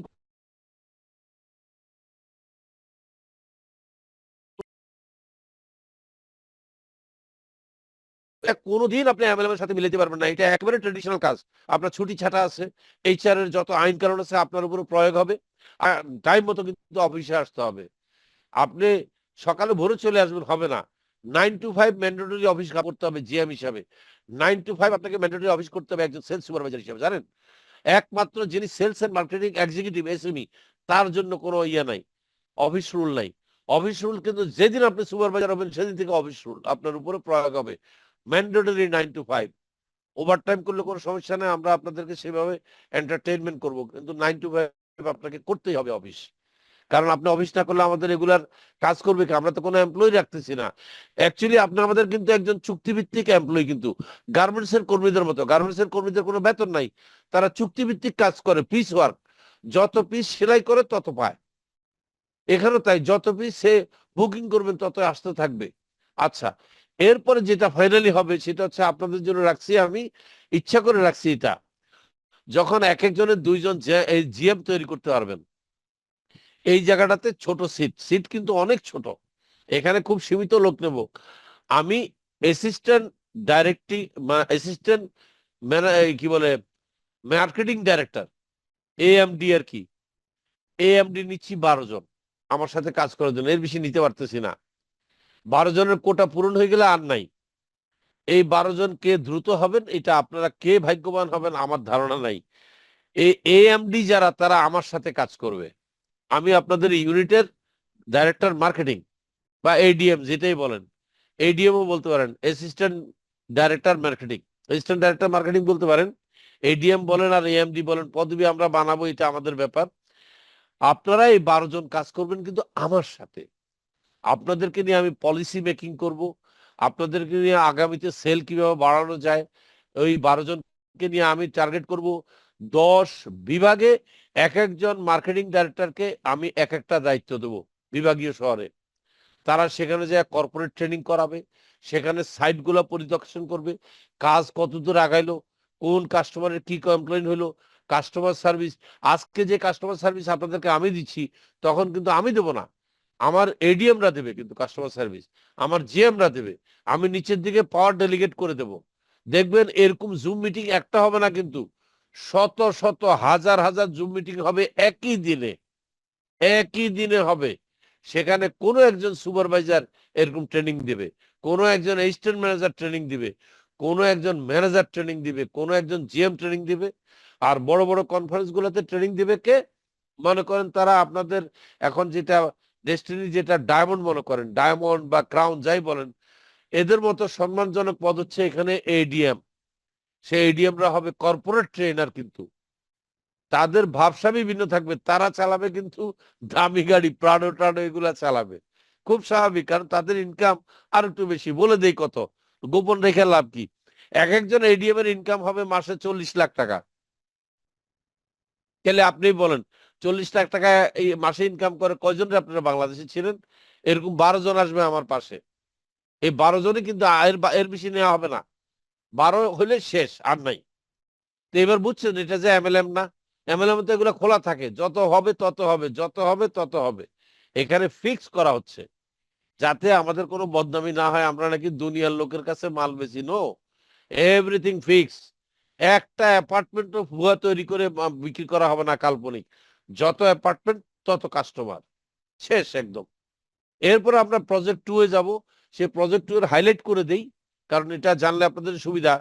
এই যে আমরা সেলস ফোর্সটা তৈরি করলাম 20,000 লোকের, এরা কি তাইলে 10 লাখ অ্যাপার্টমেন্ট বিক্রি গেলে শেষ? নো, আমরা এরপরে মধ্যবিত্তদের জন্য মিড কস্ট অ্যাপার্টমেন্ট বানাবো, সেটাই আপনারা বিক্রি করবেন। আপনাদেরকে নতুন করে কোথাও সেলস টিম তৈরি করতে হবে না, সেলস টিম তৈরি আছে।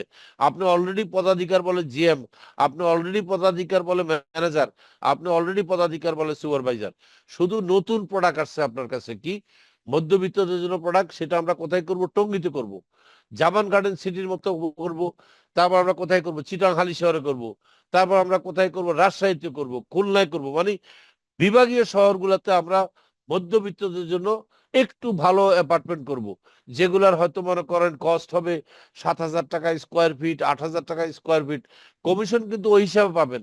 যদি 8,000 টাকা স্কোয়ার ফিট হয়, তাহলে সেখানে আপনি হিসাব করেন 8,000 টাকা স্কোয়ার ফিট হলে মনে করেন আপনি 1200 স্কোয়ার ফিটের বিক্রি করতেছেন অ্যাপার্টমেন্ট। তাহলে 8-12 কত? 96,000 টাকা হবে আপনার, জানেন, কমিশন। বিশাল ব্যাপার। এরপর আপনারা একই লোক অ্যাপার্টমেন্ট বিক্রি করবেন কমার্শিয়াল প্লেস, যেমন আনন্দ সিনেমা হলের বিল্ডিংটা ভেঙে আমরা সেখানে 18 তলা বিল্ডিং করব। সেখানে নিচের দিকে 6-7টা ফ্লোর দোকান হবে। সেই দোকানগুলোতে মনে করেন 300 স্কোয়ার ফিটের দোকান, সেই দোকানের এক একটা স্কোয়ার ফিটের দাম হবে 70,000 টাকা, তাই না? তো 70,000 টাকা হলে এক এক স্কোয়ার ফিট যদি আপনি 70,000 টাকায় বুকিং দেন, সেখানে পার্টি যদি কিস্তি দেয়, আপনার তো কমিশন 10%, 7,000 টাকা পার স্কোয়ার ফিটে। আপনি বুঝতে পারতেছেন ইনকাম কোন দিকে যাচ্ছে আপনার। আপনি কিন্তু শুরু করছেন স্বপ্ন শহরের এখান দিয়ে, ছোট জায়গা থেকে, আর আজকে আপনি কমার্শিয়াল বিল্ডিং গুলো বিক্রি করতেছেন। আপনি তখন আমাদের খুলনার টাওয়ারের, বরিশালের টাওয়ারের, রাজশাহী টাওয়ারের, অর্থাৎ আমি বুঝাতে চাচ্ছি স্বপ্ন শহর শুধুমাত্র এই 750 স্কোয়ার ফিট বিক্রি করে ভাত খাবে না। স্বপ্ন শহর আস্তে আস্তে আস্তে আস্তে আগামী 5 বছরের মধ্যে সারা বাংলাদেশে ছড়ায় যাবে রিয়েল এস্টেটে। 400 উপজেলাতে যাবো ইনশাল্লাহ আমরা, 400+। এবং আমরা সব কমার্শিয়াল বিল্ডিং করব, আমরা সব মিড টার্ম বিল্ডিং করব, আমরা ছোট ছোট স্যাটেলাইট শহর করব। কিন্তু বিসমিল্লাহ পরে শুরু করলাম কোনটা দিয়ে? এই 10 লাখ অ্যাপার্টমেন্টের প্রজেক্ট দিয়ে। ব্যাস। এখন আসেন বড় প্রশ্ন, যেটা করা হয়নি, আমি উত্তর দিয়ে যাচ্ছি। এতগুলা ফ্ল্যাট তৈরি করবে কে? রফিকুল আমিন আর হোসেন? না না না, সম্ভব না। আমরা 400+ ঠিকাদারের সাথে ঠিকাদারি তালিকাভুক্তি করে নিচ্ছি, 400+। অর্থাৎ এই 400+ ঠিকাদার বাংলাদেশে, আপনি জানেন কি পরিমাণ ঠিকাদার আছে? রিয়েল এস্টেটের হিসাব নাই, হাজার হাজার আছে। আমরা কোয়ালিফাইড লোকদেরকে নেব। আপনি শুনলে খুশি হবেন, অনেক বড়, বাংলাদেশের অনেক বড় নামকরা 2টা কোম্পানি অলরেডি আমার সাথে নক করেছে, আমাকে টোকা মারছে, একটু কথা বলতে চায় আমার সাথে। এই বিষয়ে ডেভেলপ করে দিতে চায়, ঠিকাদারি ব্যবসা চায় আমার কাছ থেকে। দুইটা বড় কোম্পানি অফার চলে আসছে, তারা বলছে আপনাদের এই স্বপ্ন শহরের বিল্ডিং গুলা আমরা করে দিতে চাই, রেট কত বলেন। আমরা যেটা চিন্তা করেছি, আমরা তাদেরকে রেট, খুব ভালো রেট দেবো যাতে তারা তাড়াতাড়ি করে বিল্ডিংটা তৈরি করে আমগুলো দেয়। তাহলে আমরা কেমনে বুঝবো তারা কোয়ালিটি ঠিক রাখতেছে কিনা? আমরা প্ল্যান করছি, আমরা ম্যাটেরিয়াল দেখাই দেব, আমরা দোকান দেখাই দেব, আমরা সাপ্লাই দেখাই দেব, সেখান থেকে সাপ্লাই নিয়ে আমাদের ম্যাটেরিয়াল দিয়ে বিল্ডিং করতে হবে ঠিকাদার। যদি তারা করতে রাজি না হয় বাদ। অর্থাৎ আমরা কি দেবো জানেন, এই এই অ্যাপার্টমেন্টটাতে আপনি যখন ঢুকবেন আপনি মনে করবেন 5 স্টার হোটেলের রুমে ঢুকছেন। আমরা পুরা ফ্লোর টাইলস করে দিচ্ছি, মার্বেল টাইলস। আমরা দেয়ালে টাইলস করে দিচ্ছি, আমরা গুড ফিটিং দিচ্ছি, বাথরুমের গুড ফিটিং দিচ্ছি, বারান্দার, ডাইনিং এর, আপনি কল্পনা করতে পারবেন না। আমরা এই ব্যবস্থাগুলো করে দিচ্ছি। আপনি জীবনভর মনে রাখবেন এই অ্যাপার্টমেন্টে থাকলে। এই অ্যাপার্টমেন্ট গুলা কে কে কিনবে এবার বলে দেই। গরিবরা কিনবে, যারা গার্মেন্টসে চাকরি করে, মিয়া বিবি 30,000 টাকা মাসে বেতন, এরা কষ্ট করে হইলো 16,000 টাকা কিস্তি চালাবে। পুলিশের কনস্টেবল কিনবে, আনসারে কিনবে, সৈনিকরা কিনবে, সামরিক বাহিনীর। এরপরে কে কিনবে বলে দিই, যারা অবসরে চলে গেছে এলপিআরে, যারা শুধু সাহেব বিবি একা থাকতে চায়, বাচ্চা কাচ্চা নিয়ে ঝামেলা করে থাকতে চায় না, শুধু মিয়া বিবি থাকতে চায় একা একা, এরকম লোকেরা যারা বড় মানে রিটায়ার্ড হয়ে যায় আর কি, বিদেশে দেখছি, তারা কিন্তু নিরিবিলি থাকতে চায়। এরা কিন্তু আমাদের অ্যাপার্টমেন্ট গুলো কিনবে, কারণ তারা নির্ঝঞ্ঝাট ঝামেলা মুক্ত সুন্দর একটা ইয়ে চায়। আমি তো চিন্তা করছি, আমি যেটা বুকিং দিছি আমি এটা কিন্তু বিক্রি করবো না, এটা আমার জন্য আমি রেখে দেবো। কারণ আমার কথা হচ্ছে, স্বপ্ন শহর আমার দিয়ে যখন শুরু হয়েছে, আমি সারা জীবন যেন গল্প করতে পারি যে এটা আমার স্বপ্ন শহরের প্রথম অ্যাপার্টমেন্ট। এবং আমার অ্যাপার্টমেন্টের সিরিয়াল নাম্বারও রাখবো ওরকম, যাতে এটা 1 নম্বর সিরিয়াল নাম্বার হইতে পারে। 1 দিয়ে শুরু করব, যেখানে নেব 1-এর নিচে নেব না। এবং বলতে পারবো যে এটাই আমি প্রথম বুকিং দিয়ে শুরু করছি। এটা হচ্ছে আমার স্বপ্নটা আপনাদের সাথে শেয়ার করলাম। আমি নিজেও কিন্তু 750 স্কোয়ার মিটার একটা কিনতেছি, বুকিং দিয়ে দিছি, মানি রিসিট কাইটাও নিছি অলরেডি। বুঝতে পারছেন? তো এই হচ্ছে, আপনাদের ধৈর্যচ্যুতি ঘটাইলাম, অনেক কথা বলছি। আমি বলছি আমার এইটার ব্যাখ্যা দিয়েই শেষ করব, আর কোনো কোশ্চেন আজকে আর নেব না। যদি কোনো কোশ্চেন থাকে আগামী মঙ্গলবারের জন্য রাখা দেন। ধন্যবাদ সবাইকে। এখন রানা যদি কিছু বলতে চান, আর আমি জানি না আমাদের চেয়ারম্যান হোসেন সাহেব আছে কিনা, যদি থাকেন হোসেন সাহেব আপনি হাত তুললে আমি আপনাকে ইয়ে করে দিতে পারি, আমাকে জানাবেন। হোসেন সাহেব আসছে কিনা আমার ধারণা নেই। রানা আপনি চাইলে বাকি অংশটা, মোহাম্মদ হোসেন বোধহয় আসছে, এই রাখেন, মোহাম্মদ হোসেন আছে, আমি দেখতেছি। আমি মোহাম্মদ হোসেন সাহেবকে দেখছি, 1 মিনিট। জি স্যার। হ্যাঁ, মোহাম্মদ হোসেন সাহেবের আমি ইয়ে করে দিচ্ছি, ওনাকে আমি কো হোস্ট করে দিচ্ছি, তাহলে উনি নিজে নিজে ইয়ে করতে পারবে, খুলতে পারবে। কেমন? জি স্যার। আমি দিচ্ছি, রাখেন। মোহাম্মদ হোসেন সাহেব আছে, মোহাম্মদ হোসেন পাইছি, লাফালাফি করতেছে। হ্যাঁ, মোহাম্মদ হোসেন। হোসেন ভাই, আপনাকে কো হোস্ট করে দেওয়া হয়েছে, নিজে নিজে খুলে কিছু বলেন, আমার বক্তৃতা শেষ। ধন্যবাদ। আমি কিন্তু অনেক আগে ঢুকছি, আমাকে সুযোগ দেওয়া হচ্ছে না, বুঝতে পারছেন? দিলাম তো, আমি তো সব কথা বলে ফেলেছি, না আপনার এখন তো বলবেন কি? না বলবেন, আপনি তো বলতেছেন। আমি তো ওই যে একজনে বলতেছিল, ওই যে 25 পয়েন্টে কোনো সিস্টেম তো নাই, আমাদের ছিল না। না, এটা করছে ওই যে মাল্টিপারপাসের শেয়ার কেনার জন্য এই ধান্দা কেউ কেউ করছে, আমি ওই ধান্দা বিশ্বাস করছে, করি। কিন্তু আমরা হ্যাঁ, আমাদের ডিস্ট্রিবিউটররা করছে, আমরা করি নাই, আমাদের আমরা সিস্টেমে করি ছিল নাই। না হ্যাঁ, এটা, হ্যাঁ, আমাদের সিস্টেমে ছিল না। আমাদের তো সিস্টেম ছিল না, রাইট। এই জন্য এটা এটা খুঁজে বাইর করতে হবে আসলে এই ক্রাইমটা কে করছে, এখন বাইর করা যাবে, অসুবিধা নেই। হ্যাঁ। এরকম বহু লোক প্রতারিত হয়েছে, এরকম করছে কিছু লোক আমাদের। আচ্ছা, যাক, এখন আপনি বলেন, ফিনিশিংটা আপনি দেন। যাই হোক, আপনি তো সব দিয়ে ফেলাইছেন, আপনি থাকবেন তো, আমার জায়গাটা কোথায় রাখলেন? আপনি আপনার যে প্ল্যানটা আপনার বুকিং 2 দিয়ে নম্বর, লাইলেন, আপনার তো ডিপার্টমেন্ট, 1 আপনার আমি কিন্তু নাম্বারটা না, আপনি দিয়ে ফেলাইলেন, শুনেন, 2 নাম্বারটা আমি কার আর হবে? আমি আর আপনি কিন্তু একই বিল্ডিং এ নিব না, ভুল হবে। না, কারণ 2 আপনাকে জায়গায় 2 জন। 2 জায়গায় 2 জন, নাহলে বেড়াইতে যেতে পারবো না তো। আমি আমার বিল্ডিং সেটাই। থেকে আপনার কাছে যাবো, আপনি আমার কাছে আসবেন। শুনেন, হ্যাঁ, আমাদের যখন বয়স হয়ে যাবে, আমরা হ্যাঁ। 2 জন 2 জায়গায় যেয়ে আড্ডা মারতে হবে। তো বয়স একই কি জায়গায় এখন থাকলে হয় নাই? মজা হবে না। বয়স কি এখন হয় নাই আমাদের? এখনো জোয়ান আছি, চিন্তা করেন না, তাই? অনেক জোয়ান আছি। আচ্ছা যাক, মাশাআল্লাহ, হুম। ধন্যবাদ। যাক, সুন্দর ইয়া হয়েছে আজকে। আপনি যে উত্তরগুলা দিয়েছেন আমি শুনছি তো সবগুলা, ভালো হয়েছে, এক্সিলেন্ট হয়েছে। তবে কালকে মনে হয় আপনি একটু যাবেন ইয়ার দিকে, মালিক পারভাসের দিকে যাওয়ার কথা আছে মনে হয় আপনার, না? না, কালকে না, পরশুদিন, কালকে বুধবার। কালকে নাকি যাবেন, 1 পাক নাকি যাবেন, না আরঙ্গ বললো। আমি বলছিলাম যাব, কি জানি একটা ঝামেলা হয়েছে, সেটা গেলেও চলে আসবো, বেশিক্ষণ থাকবো না। আচ্ছা, আমিও বেশিক্ষণ থাকবো না, আমি যেহেতু আলিচে ঢুকবো, তো সেখান থেকে আমি ওখানে হয়ে আসবি যদি আপনি থাকেন, জি, থ্যাংক ইউ। তারপর আমরা বৈশাখীতে যাবো। তো যাই এখন হোক, একটা সকলকে ধন্যবাদ। হুম, সকলকে ধন্যবাদ। আমরা যে স্বপ্ন নিয়ে আগাচ্ছি সেটা বাস্তবায়ন করতে পারি, সেই আশা করব সকলের মাধ্যমে। আপনার সকলে ভালো থাকুন, অনেক রাত হয়ে গেছে। তো হ্যাঁ, গুড জি, নাইট। রানা আপনি কিছু বলার থাকলে বলে শেষ করে দেন। জি, ধন্যবাদ। ধন্যবাদ সবাইকে উপস্থিত হওয়ার জন্য। আর আমাদের এই প্রোগ্রামটা যেহেতু নতুন শুরু হয়েছে, এটা সামনে আরো গোছালো হবে ইনশাল্লাহ। আর আগামীকালকে আমাদের ট্রি প্লান্টেশন নিয়ে আরেকটি পর্ব আছে, সেখানে আপনারা যাদের প্রশ্ন আছে শুধু তারা কানেক্ট হতে পারবেন। আর এই প্রোগ্রামটা আমরা কন্টিনিউ করব, আশা করতেছি 2-3 সপ্তাহের মধ্যে আমরা সবগুলো প্রশ্নই পেয়ে যাব। তারপরে এটা কিভাবে অটোমেশন করা যায়, এটাকে আরো ইজি করা যায়, আমরা সেটা করে ফেলবো ইনশাল্লাহ। তো সবাইকে শুভরাত্রি। আজকের প্রোগ্রামটা এখানে শেষ করলাম। সবাই আমরা ঘুমিয়ে পড়ি, ফজরের নামাজ পড়বেন ইনশাল্লাহ। ধন্যবাদ সবাইকে।